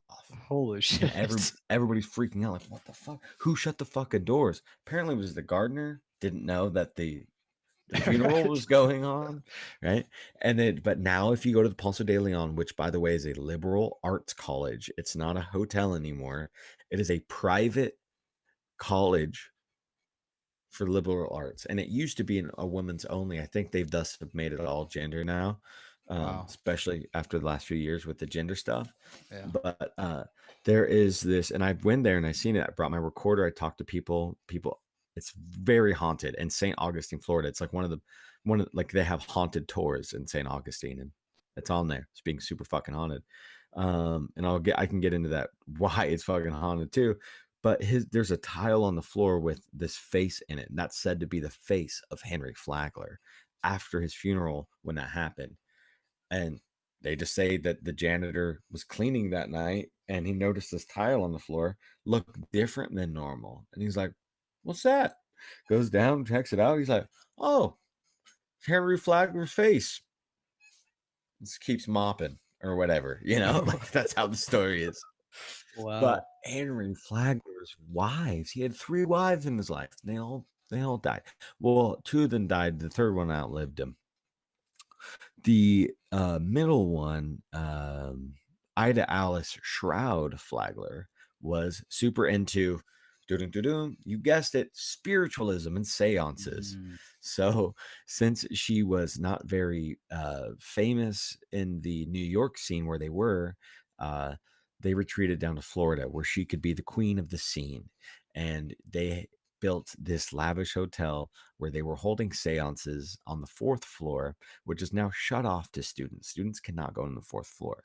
They've said to be a hanging woman in the 4th floor because Ida Alice Shroud had been brought into a mental facility because she was crazy. And Henry Flagler was like, "Bitch, I ain't got no time for none of your shit." But then he sent her off there.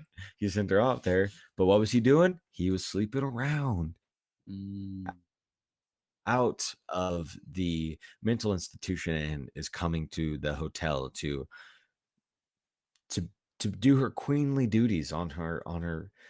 Okay, Ponce de Leon wasn't the only huge lavish building they built in that area. They built like a bunch of other ones. So like Henry Flagler just moves to Florida and just starts building all these fucking super lavish fucking pieces of architecture.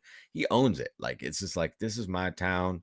And then there's a bunch of rich people around. So she wanted to go back to her scene. Well, he shoved the woman in the room because he knew that Ida Alice was coming back. She ended up hanging herself in that room. And dude, it was a psychomantium, like we talked about earlier in this movement of the spiritualists and the seances. They would have all of these mirrors around. And so that's why um, it is believed that there are so many spirits in that building and all in St. Augustine is because there was so much of this seance work going on there that it just stayed. Because what happens in the concept and theories of mirrors is that it traps spirits. It's a portal for spirits. So mm. if you have people dying in rooms where it's set up to enter spirits, like if you're sitting in a room and you want spirits to come in and summon them, do you believe that they're passing through those mirrors? If you die in that room where you are channeling spirits, what the fuck's gonna happen to your spirit, bro? Like, you know what I'm saying? It's So fucking crazy, dude. it's crazy. All this shit is fucking nuts. I mean, this is That's Johnny mind blowing. Rockefeller, bro, basically. And it's Right. like, who really closed the doors on his funeral?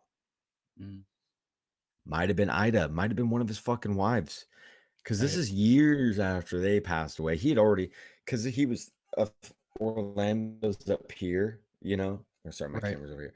Orlando's up here, and he died way down here. This is fucking 40 years later, and so they were like, "You're staying with us, you son of a. You ain't going nowhere." So they, The I succubus has believe that got him. Ida Alice Shroud. For real, dude. No, man. And so you go there, and I highly suggest people go check out St. Augustine. It's got a star fort. That's crazy, Um, dude. dude, it's a crazy town, man. Jesus Christ. Gematria Okay. is nuts too. You know, just the fact that Gematria led you to Florida, you know, in a sense, because I've had some crazy life events come out of the Gematria calculator as well. Oh, Like, really? Oh, wow. yeah. Going on that a little bit. Yeah, I mean, I was just using my name in Gematria now, just my first name. I usually do my full name or my full Mm-hmm. name calculated, use different phrases. But yeah, I've been obsessed with that for years. And I remember one night, I still can't figure out what I typed in to get this result, but one of the results, I think it was like my full name, and I had some wordings before it or after, but the result was Chief Little Raven of the Arapaho, which I named my cat after. And there's a statue in Colorado I went to go see of it. But I had a past life regression done last year, and it was a friend of mine I met at an ayahuasca retreat that did it. And the one that came up for me that was the most mind blowing was I was this black woman in Virginia. Well, it was like Virginia, North Carolina, roughly in that area. And Nice. uh, my dad, I guess he was like, I don't know if he was my biological father or not, but he was a native chief named Monteo. And sure enough, I look up the next day, and well, in that past life, we there was this little girl we rescued from this village that was getting ransacked and, you know, pillaged. And I look up the next day on Wikipedia. I just type in Monteo, and sure enough, he was the first native to be baptized in the Church of England, and he settled in Virginia, which was where I had never Oh, heard of this guy, dude, and I was like fucking mind blown. And wow.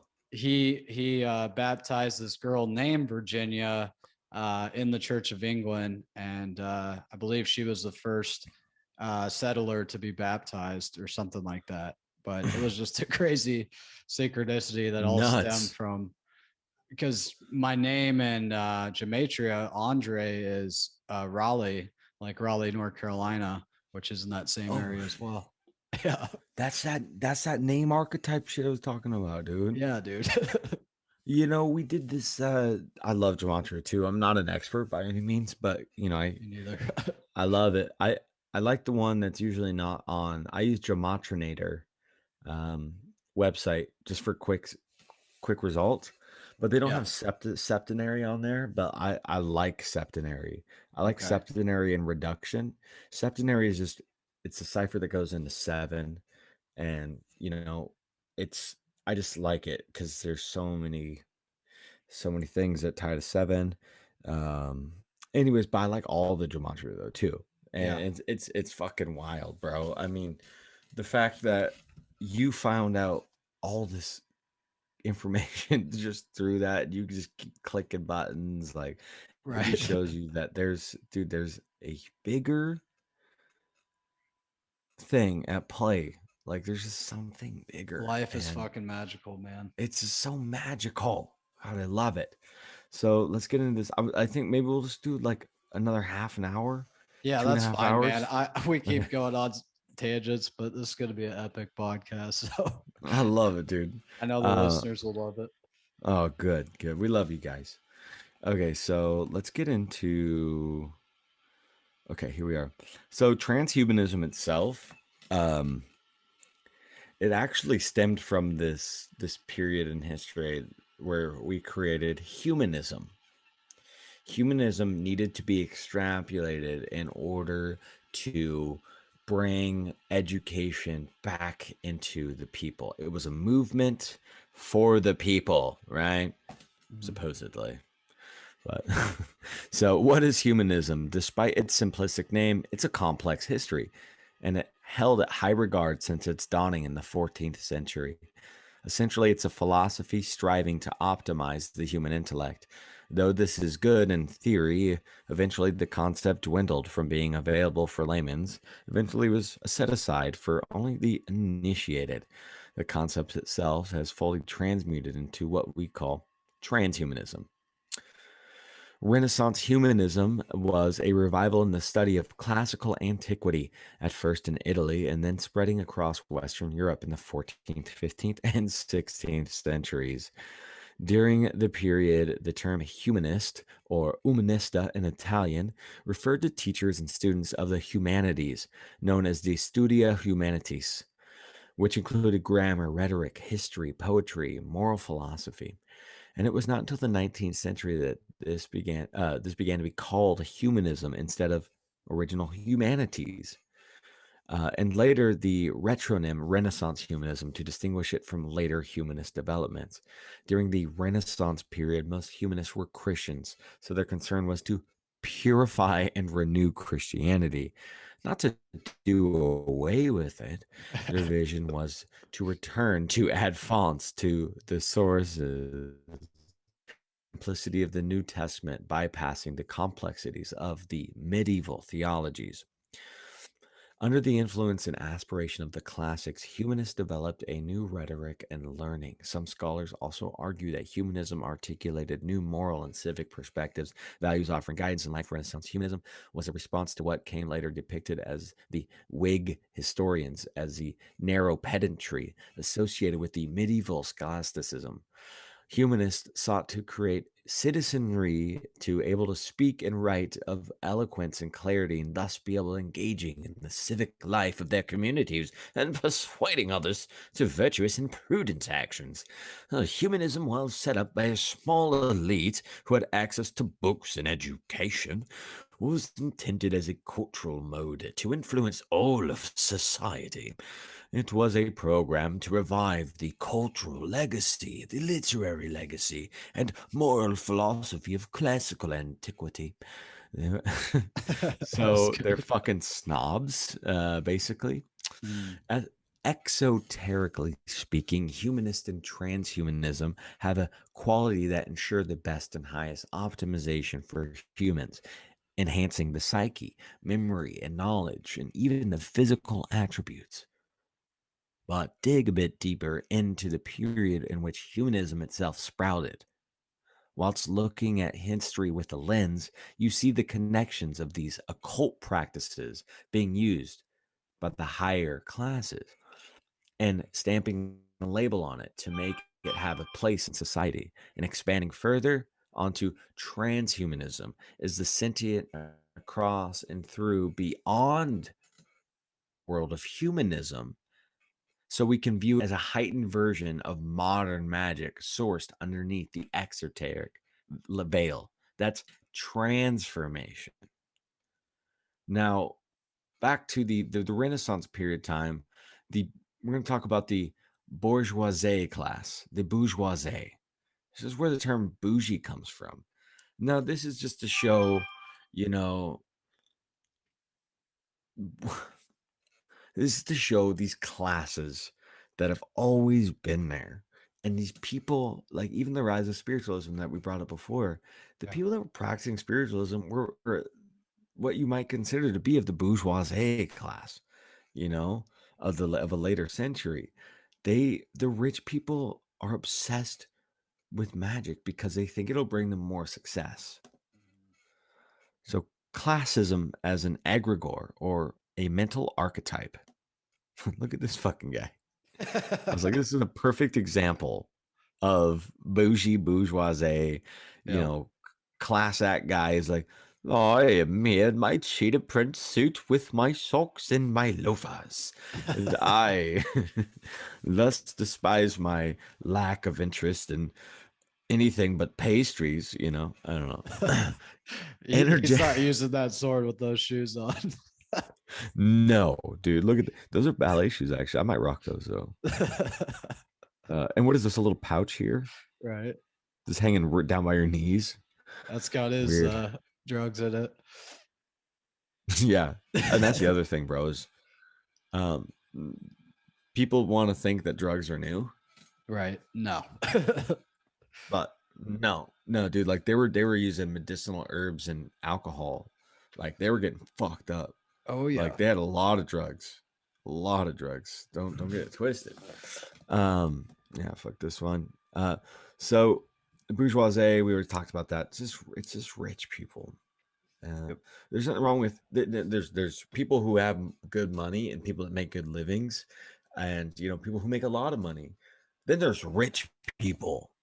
You know, Yep. there's people who make millions of dollars and are awesome, and people who have great, six figure or not even six figure, whatever. A lot of money can be fucking 50,000, 40,000, $30,000 a year, depending on how you live, Right. But then there's rich people. It's different. It's a like I was saying in this slide, it's a egregore or a mental archetype. It's not literally the amount of money. It is the class that you get put into is a fucking archetype, and that's what the bourgeoisie, because they want to be a part of the occult. They want the secrets. They want to be better, and they want to have the magic. Ooh, here we go. Both bourgeoisie and nobility, which is another type of class in antiquity, in the 15th and 16th centuries showed great fascination with the seven arts magicae, which exerted an exotic charm by their ascription to Arabic, Jewish, Romani, and Egyptian sources. So the seven arts magicae is the seven sacred arts of the Renaissance magic, which you can find a complete and whole Wikipedia page on. There's scholars who write only about the Renaissance magic. It is, let me see if I'm not going to butcher this. The seven sacred sciences of Renaissance magic is hydromancy, necromancy, pyromancy, aeromancy, scalpomancy, which I think is using a scalpel bone, palmistry, and there's one more I'm missing.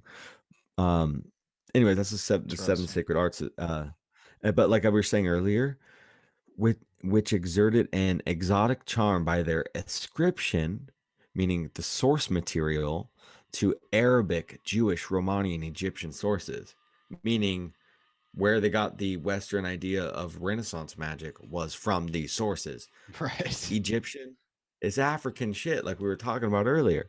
Yep. So there was a great uncertainty in distinguishing practices and vain superstition, blasphemous occultism, and perfectly sound scholarly knowledge or intellectual and spiritual tensions erupted in the modern witch craze, further reinforced by the turmoils of the Protestant Reformation, especially in Germany, England, and Scotland. The people during this time found that the existence of magic was something that could answer the questions they could not explain through science. To them, it was suggesting that while science may explain reason, magic could explain unreason. Mm. Makes sense. Yeah. Um, so yeah, Oh, we're for gonna sure. get in, dude. Yeah, we're gonna do this, and this just shows you, the elaborate crowns of the ancient Vedas So compared to much the detail. crowns.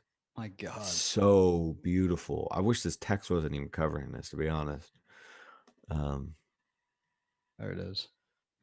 yeah. So we are at the crown section. And this means, hold on one second. I'm going to mute, or I'm not even going to mute it. Doesn't matter. I'm opening this beverage You're good. because my mouth needs bubbles. Oh God, it's so good. It's so good. Oh, dry ginger ale. You gotta love it. Gotta So, love it. dude, I love bubbles, and if drinking like things like ginger ales and bubbly waters and bubbly mineral waters like help me not drink beer Oh yeah. because Good for you, man. I have this like, yeah, I have this detrimental piece of shit tendency that like would just, guzzle down fucking beers if I fucking wanted to or could, because it's just a strange human tendency to detriment ourselves. It's Yeah. terrible, Yeah, I like honestly. NA beers if I have the urge. hmm They're actually good. They I are, mean, man. some people are like, those are gross. I'm like, I don't know. They taste the same, so I don't Literally know. the same. Taste the same, dude. You give it to an alcoholic, dude. They couldn't tell the difference until they're like, why am I not feeling Yeah. anything?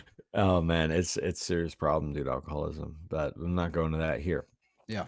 Even though these people were alchemists, made tincture, and tincture was only made in stills, right? So you look at all these alchemical texts and books and things, and the main lab equipment was a still. They used that to make the philosopher's stone. They used that to separate their salts and their oils, and they used it to make alcohol and to make the tinctures, because one of the mythos is that the philosopher's stone, once you made a stone, now it doesn't have to be the philosopher's stone, but you right now could get a still, go and get yourself a 1 gallon still, put your plants in it, separate out your essential oil, and keep the plant material. This is basic overview of alchemy. Just Right. fucking just really quick overview of how you might be able to make your own stone. So you thus extract your juices. You got your oil over here, and then you take the plant material that you have in your basin, and now you're going to cook that down into a complete ash. And then you're going to take your oil and your ash from the plant material and mix them back together and start extracting it again, again, again, and more until you come up with uh, this material that's going to harden into a stone. Mm, And, much like the seed, which is a mirror of, you know, the all of its genetic material from its past lives, right? When you think about um think about reincarnation, man, like, right. think about a plant. It's like, okay, I'm gonna grow, I'm gonna get these seeds. That plant's reincarnated time and time again with Right. the genetics and DNA mirrored of its ancestry. And so when you then take it a step further and you do this alchemical process, you're creating this, even when you eat, you're intaking all of this information Right. from this living source, and it's getting passed through your body, which is doing this alchemical work, and you can actually intake information from these materials. Mhm. If you are doing it right, you can make eating be really fucking spiritual, right? Right. Which is a trip to think about. And so, anyways, you get the stone. Then what they would do they would take the stone and then extract that in a tincture, and then that would be what they would drop with. Mm. So That that's one reminds me theory of of. RSO. Oh Like my god, just the yeah. process of making RSO. And maybe if you took it steps further, you could create a stone. Talk to Benjamin Ballison about that, man. I will. Yeah. I need to get him He's back on. Oh yeah, man. He's a good buddy. He only lives 2 hours away. Yeah, he's Um, great, dude. yeah, he's fucking wild. He's also going to be in San Francisco with us this weekend. I'm going to shout this out. Don't know when you're going to put it out, but if you put it Yeah. out Tomorrow. before, oh shit, tight. Uh, yeah, we're going to do a San Francisco meetup. It's called the Higher Side Meetup. It's from the Higher Side Chats with Greg. Dope. Uh, he has like this whole meetup site thing, which anybody can host a meetup anywhere. uh yeah, I suggest people do that because it's pretty fucking fun, and you can go, on esoteric tours and all that shit. So if Yeah. anybody lives in the Bay, lives in California, you guys want to meet up, we're gonna be there this weekend on the 6th. And yeah, fucking post a link or whatever. And also Sam Tripoli's going to be playing a comedy show, so we'll go see the show, go chill out at the fucking Fuck yeah. bar, walk around, and just do whatever, man. That sounds like a blast, man. Dude, I wish you were here, I brother. wish I could join you. Shit, man, it'd be awesome. Fuck yeah. Have Here's fun. just some fucking sweet alchemical text, you know. I love these art. Dude, this art is like just fucking so much going on. Oh yeah. Yeah, it's insane. This is like the sun and the moon into the still with the eternal fire and the, you know, the prism down here. This hermeticism all around everything is mirrored, right? Or Right. I mean, all As above, so hermeticism is below. exactly. Hermeticism is it's all about transformation of the Kundalini genetic goodness, which is all mirror symbolism. It's all everything. It's this duality, correspondence, you know, Yeah. communication, the back and forth, the Ouroboros.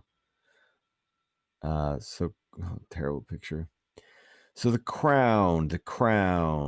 Another thing about alchemy, the first steps of alchemy is the crow's beak, putrefaction. Putrefaction is this where you get like the black muck. You're separating the compost, as they call it. So, and a lot of times they would call it the crow's nest. And you know, when you get crowned king, you know, you don't just go and automatically get the globus cruciger, the scepter, and the crown, right? You get what tools you need, but you will always get crowned. It's a crowning ceremony. Also, when you're being birthed, it's initiatory too. You're being majorly initiated, obviously. Oh yeah. And there's much to say about the crown, but one of the interpretations to be crowned king or to be crowning is the cosmic birth or the transmutation to the initiation. So like you're crowning, you know, birth, it's if you're you're not being born feet first, you're born with your crown first. Coming into the new world, you are being initiated. In alchemy, the crow is depicted generally as during the putrefaction stage. The perfect putrefaction is a crow's head or the ashes of the Hermes tree. Wow. Yeah, and then we do, you know, some etymological ties to the word crown. This website that I just copy and pasted this from, I should have rewrote it into more simpler terms. It just goes into, it's like, feel like I'm like, is this a computer writing it, or does somebody really think any writing things like this makes any fucking sense? But you know, like looking at this, you're like, what's going on? Here's some text from the Bible that I thought were interesting to kind of paint a concept of jewelry. You know, a lot of this work is like you have to be open to the conductive materials and how they play a part in your body.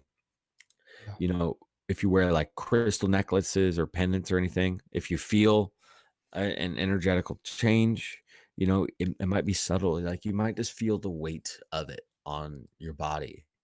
If feel the weight of it, and you're like, wow, okay, you know, I feel something. Even if you feel it touching your skin, it feels heavy.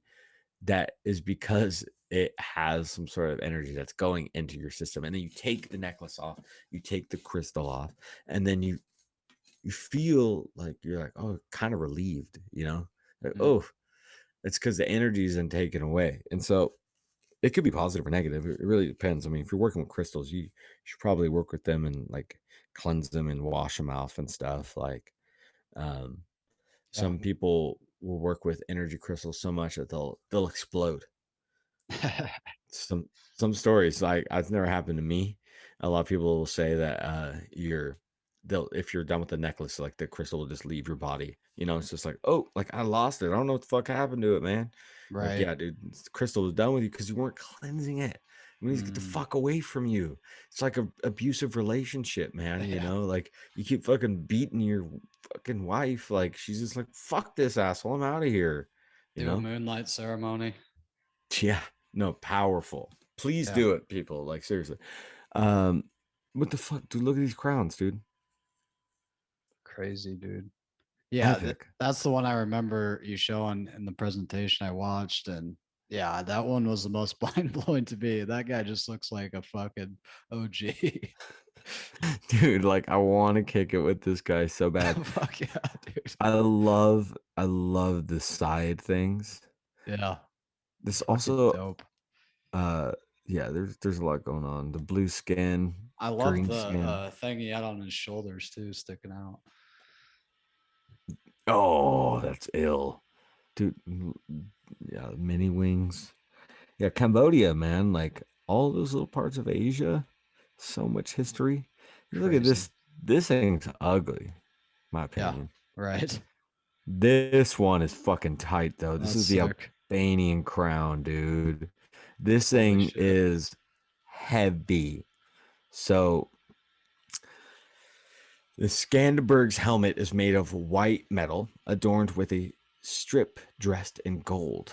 On its top lies the head of a horned goat made of bronze, also dressed in gold, and the bottom part bears a copper strip adorned with a monogram separated by rosettes. Mm, So it's a lot of weight, dude. yeah. It's a lot of fucking weight. In Albanian mythology, the physical phenomena, elements, and objects are attributed to supernatural beings. Okay. The deities are generally not persons, but personifications of nature, which is known as animism. The earliest attested cult of the Albanians is the worship of the sun and the moon. In Albanian folk beliefs, earth is the object of a special cult, and an important role is played by fire, which is considered a living, sacred, or divine element used for rituals, sacrificial offerings, and purification. Sounds like putrefaction, which is an alchemical step that we talked about. Mm, Fire worship is associated with the cult of the sun, the cult of the hearth, and the cult of fertility in agriculture and animal husbandry. Bisa is a common practice in Albanian culture consisting of an oath taken by sun, moon, sky, earth, fire, stone, mountain, water, and by snake, which are all considered sacred objects. The cult of the sun and the moon appears in Albanian legends. Can't read the last words. Oh, and folk art. yeah. Yes. So that. Oh shit! There's a link. Sometimes I put links in there. Yeah, pretty cool. What you got on that? Would you anything to say on that, sir? Oh, that was good. Ugly, terrible. I don't even know why I have this on here. God, I'm ashamed to be Swedish after looking at that. Like, gosh, I could have found a better one. Like this little velvet cap in there. Yeah, the velvet cap gets me, dude. It's like you might as well not even have a crown, just wear the velvet cap. Oh, look at this lady just cheesing out, dude. She looks like Oh, she's yeah. on massive amounts of opium. Oh yeah, she's just in bliss mode.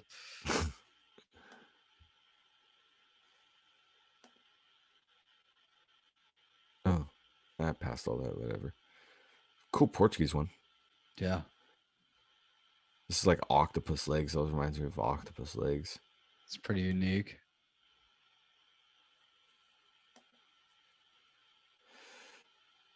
That one. Yes. The blue. Looks like turquoise. Dude, it's so beautiful. The contrast of colors is like Oh, that's right up amazing. my alley, dude. Holy shit. Where's this one from? Yeah, Cambodia. No, I think this is India. Honestly, Okay. yeah, this is I would say this is an India. Indian If I crown. had to guess. Yeah, this is an Indian crown. And I brought up these so you see like this is a common crown. Wow. Okay, he's just doing spiritual work. He's got his altar, he's got his chants here. So I think I have a slide on these. I can't remember the names of them right now, but the bell right here, he's got a bell. Mm-hmm. And he's got this other piece. Damn, Mexico's pretty slick. This one though. Yeah. This is India as well. Yeah, this one is like OG. Yeah, I love that. I love this one. It's like, yeah, let's rock it. Let's go fucking vibe out in the forest. I thought I had more on these two, but I wanted to get in more of this. Like, explaining this is like all the stuff in front of him. Yeah. exactly, man, you know, and it's all about resonance. It's all about you know, Oh yeah. oming and just tuning. All this is tuning, Yeah. but these are heightened tuning tools, if you will. Mm. The Kundalini snake here. It's got the sun behind it. Dude, that is so cool. And so something about the crowns that I want to mention, because we're talking about the buildings earlier, is they resemble the spires or the rotundas of the buildings. Wow. And you see that? Yeah. Dude, they're emanating buildings. Like, even when you look at, we'll go back again to this one. When you look at these buildings in this part of the world, Yeah. the It just looks like architecture, the top of a building. bro, like, absolutely. Yeah. It's insane. So you see what they're trying to do. They're emanating these buildings with their Right. tools, and the throne plays a part in it as well. I don't have much stuff on that. On top of the But get, dome. yeah, Crown straight up, chakra. Yeah. straight up. Egypt, OGs, right? Obviously, beautiful. Shit. So there was two separations: Lower Egypt and Higher Egypt. Which red generally determines the root chakra color, and white is the dome chakra. So what happens when you combine the two and you kund the line all the way out, you get the bshent, which you know, because you think about root chakra and you're at the base of the spine, right? So this could be the tendril of your spine coiling up. And over here, you're at the head of the chakra line, and the snake is coming out. It's the base of the snake all the way through to the full alchemical process. Wow. Yeah, full alchemical process. And I actually just had that revelation looking at that. So Yeah, I like see red. it now on the third one. Yeah. To just more ancient pictures of the shining light, the aura behind them. Oh yeah. Gold. And the more I do research on this, dude, the more I'm finding out that the gold was created and it wasn't all mined. Alchemically. It was alchemically fucking created. Oh, and that's been a revelation I've had within the last couple weeks. Looking more into the work of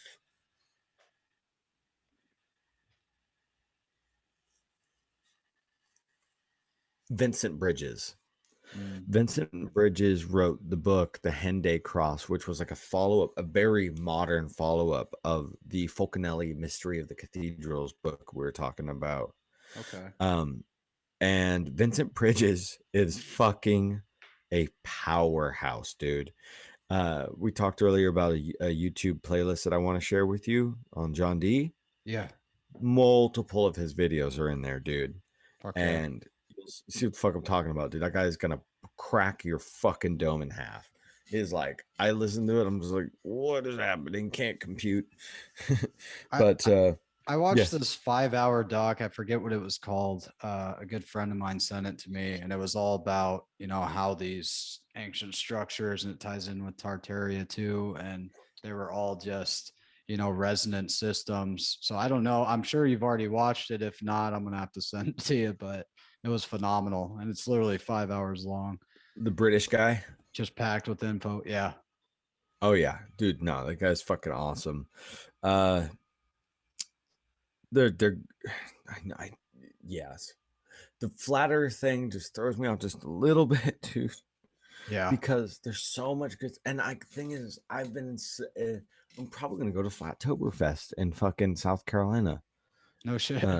Probably it's on my weekend of my birthday this year in October. So, Nice. but I'm not a flat earther, but I was for a little bit, Yeah. and I just don't fucking know. But when people preach about it, like have like supremely hardcore, I'm like, you can't even. It's like I don't want to preach about any one thing so hardcore I think that it's I such show a loaded term, dude.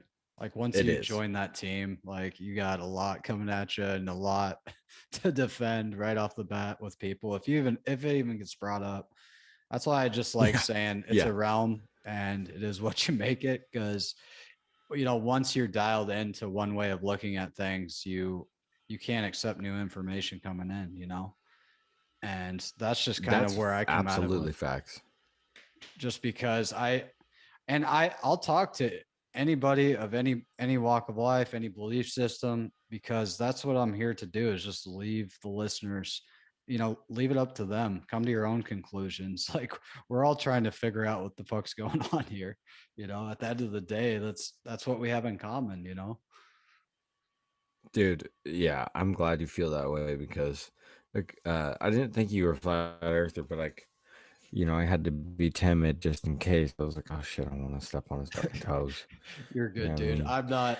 I'm not that obsessed with that term, and I just like some of the arguments brought forth by flat earthers. I think they have a lot going for them, but there is question marks on both sides. And I think we can all Oh agree yeah. that the moon landing was staged. So that's where it all derives from, I feel, is the distrust in actually ever going to outer space, based on what we've been shown. Dude, I fucking 100% with you on that because I'm not I don't suck the fucking NASA cock by any means. Right, right. um at all, at all. But I will say that, bring it back to the moon landing stuff. Who was the co-author on the Cross of Hendai with Vincent Bridges was the fucking guy who did the Shining documentary. Jay And Wiedner. Jay Weidner, yeah. Yeah, I just had him on a couple weeks He ago. was oh, what, dude, I need to listen to that. I love that guy. Fuck yeah, me too. Fuck, you need to have him back on because he was homies with Vincent Bridges, who he's passed away. Oh damn. Um, but he co-authored that book, Cross of Hendai, which is a Fulcanelli follow-up. And Damn. that's how I originally found out about Jay Weidner. And then I realized he was a documentarian, made all these other sick ass fucking moon landing docs. Yeah. But when he talks about Cross of Hendai, he mainly just is like, I co-authored it, but it was mainly Vincent that, was like the thing. Because once you start to hear Vincent talk, like Jay Weidner and him are um, both really intelligent, knowledgeable guys, but Jay Weidner was just like on this other fucking trip. Mm-hmm.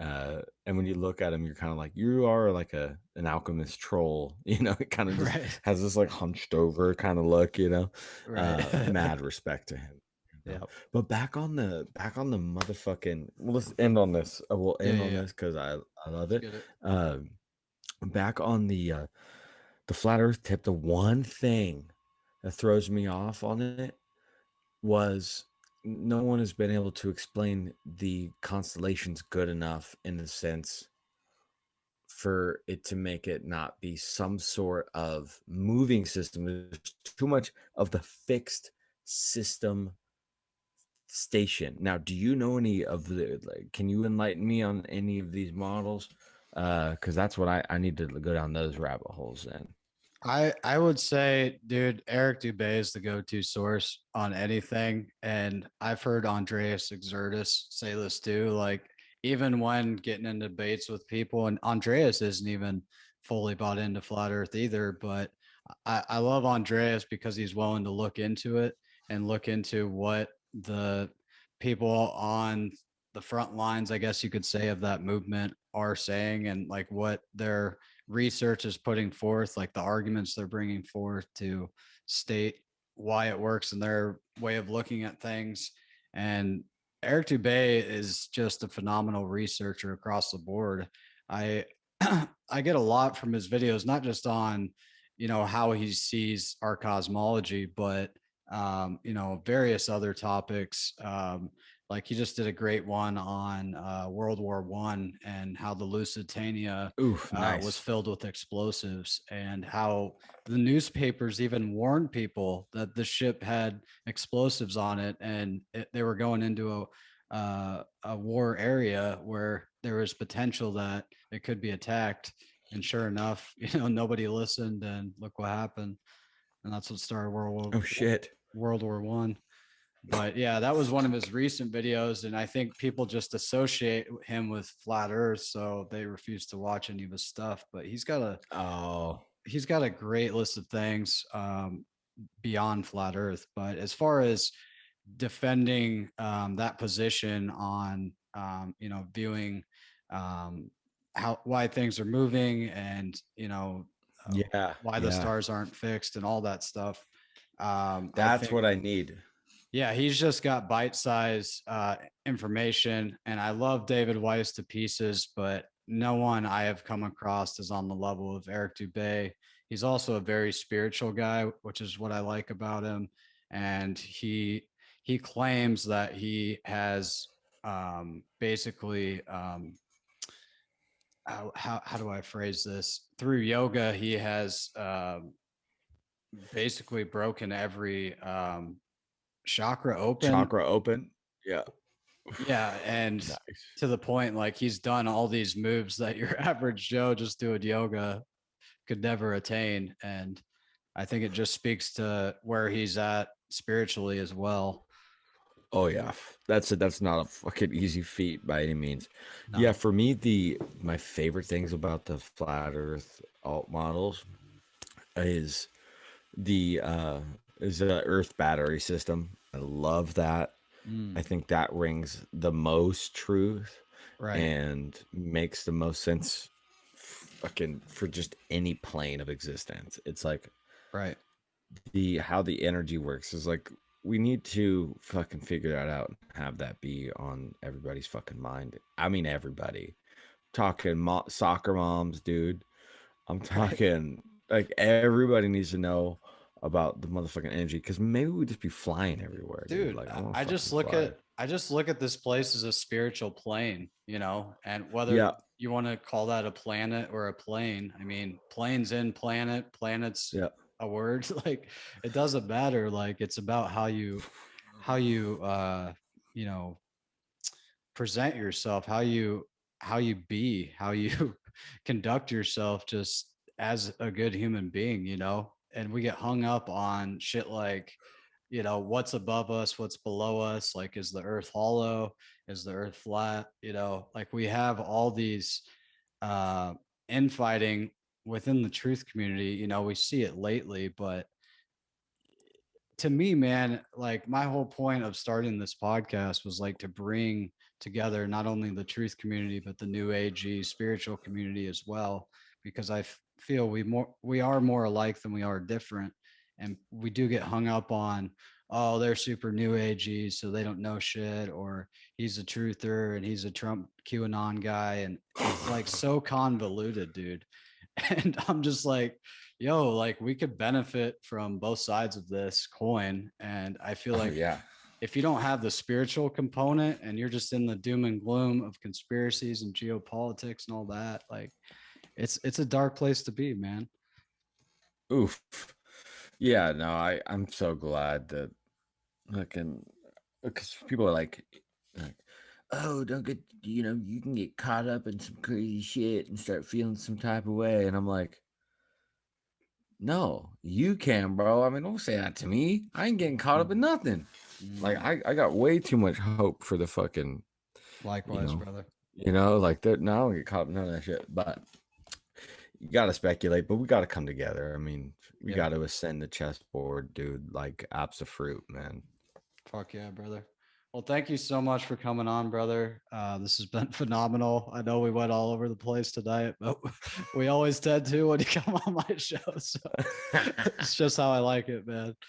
I Uh, love that, dude. we're very similar natured in that way. I don't know what it is, but we always get off topic, and it always goes somewhere good, though. That's the beauty Oh of it. yeah. Oh yeah. I mean, it makes for the best conversations.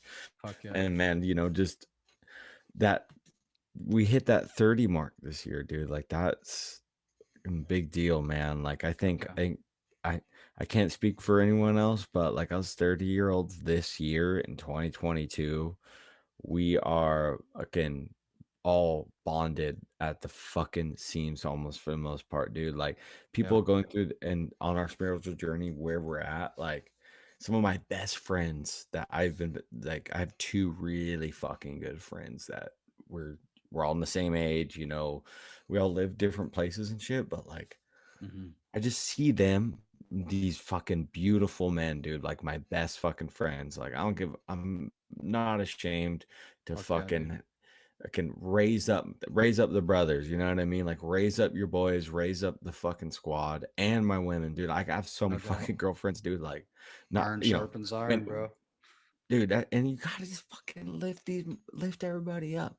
And but everybody's going through huge spiritual breaks right now. And it's just like Oh yeah. I think something's coming, bro. I think we're about to pop the fucking code, dude. I really think we're gonna pop this cherry tree, make some juice and some wine, and fucking be drinking it till the early days, my brew. Fuck yeah, dude. I'm all about it.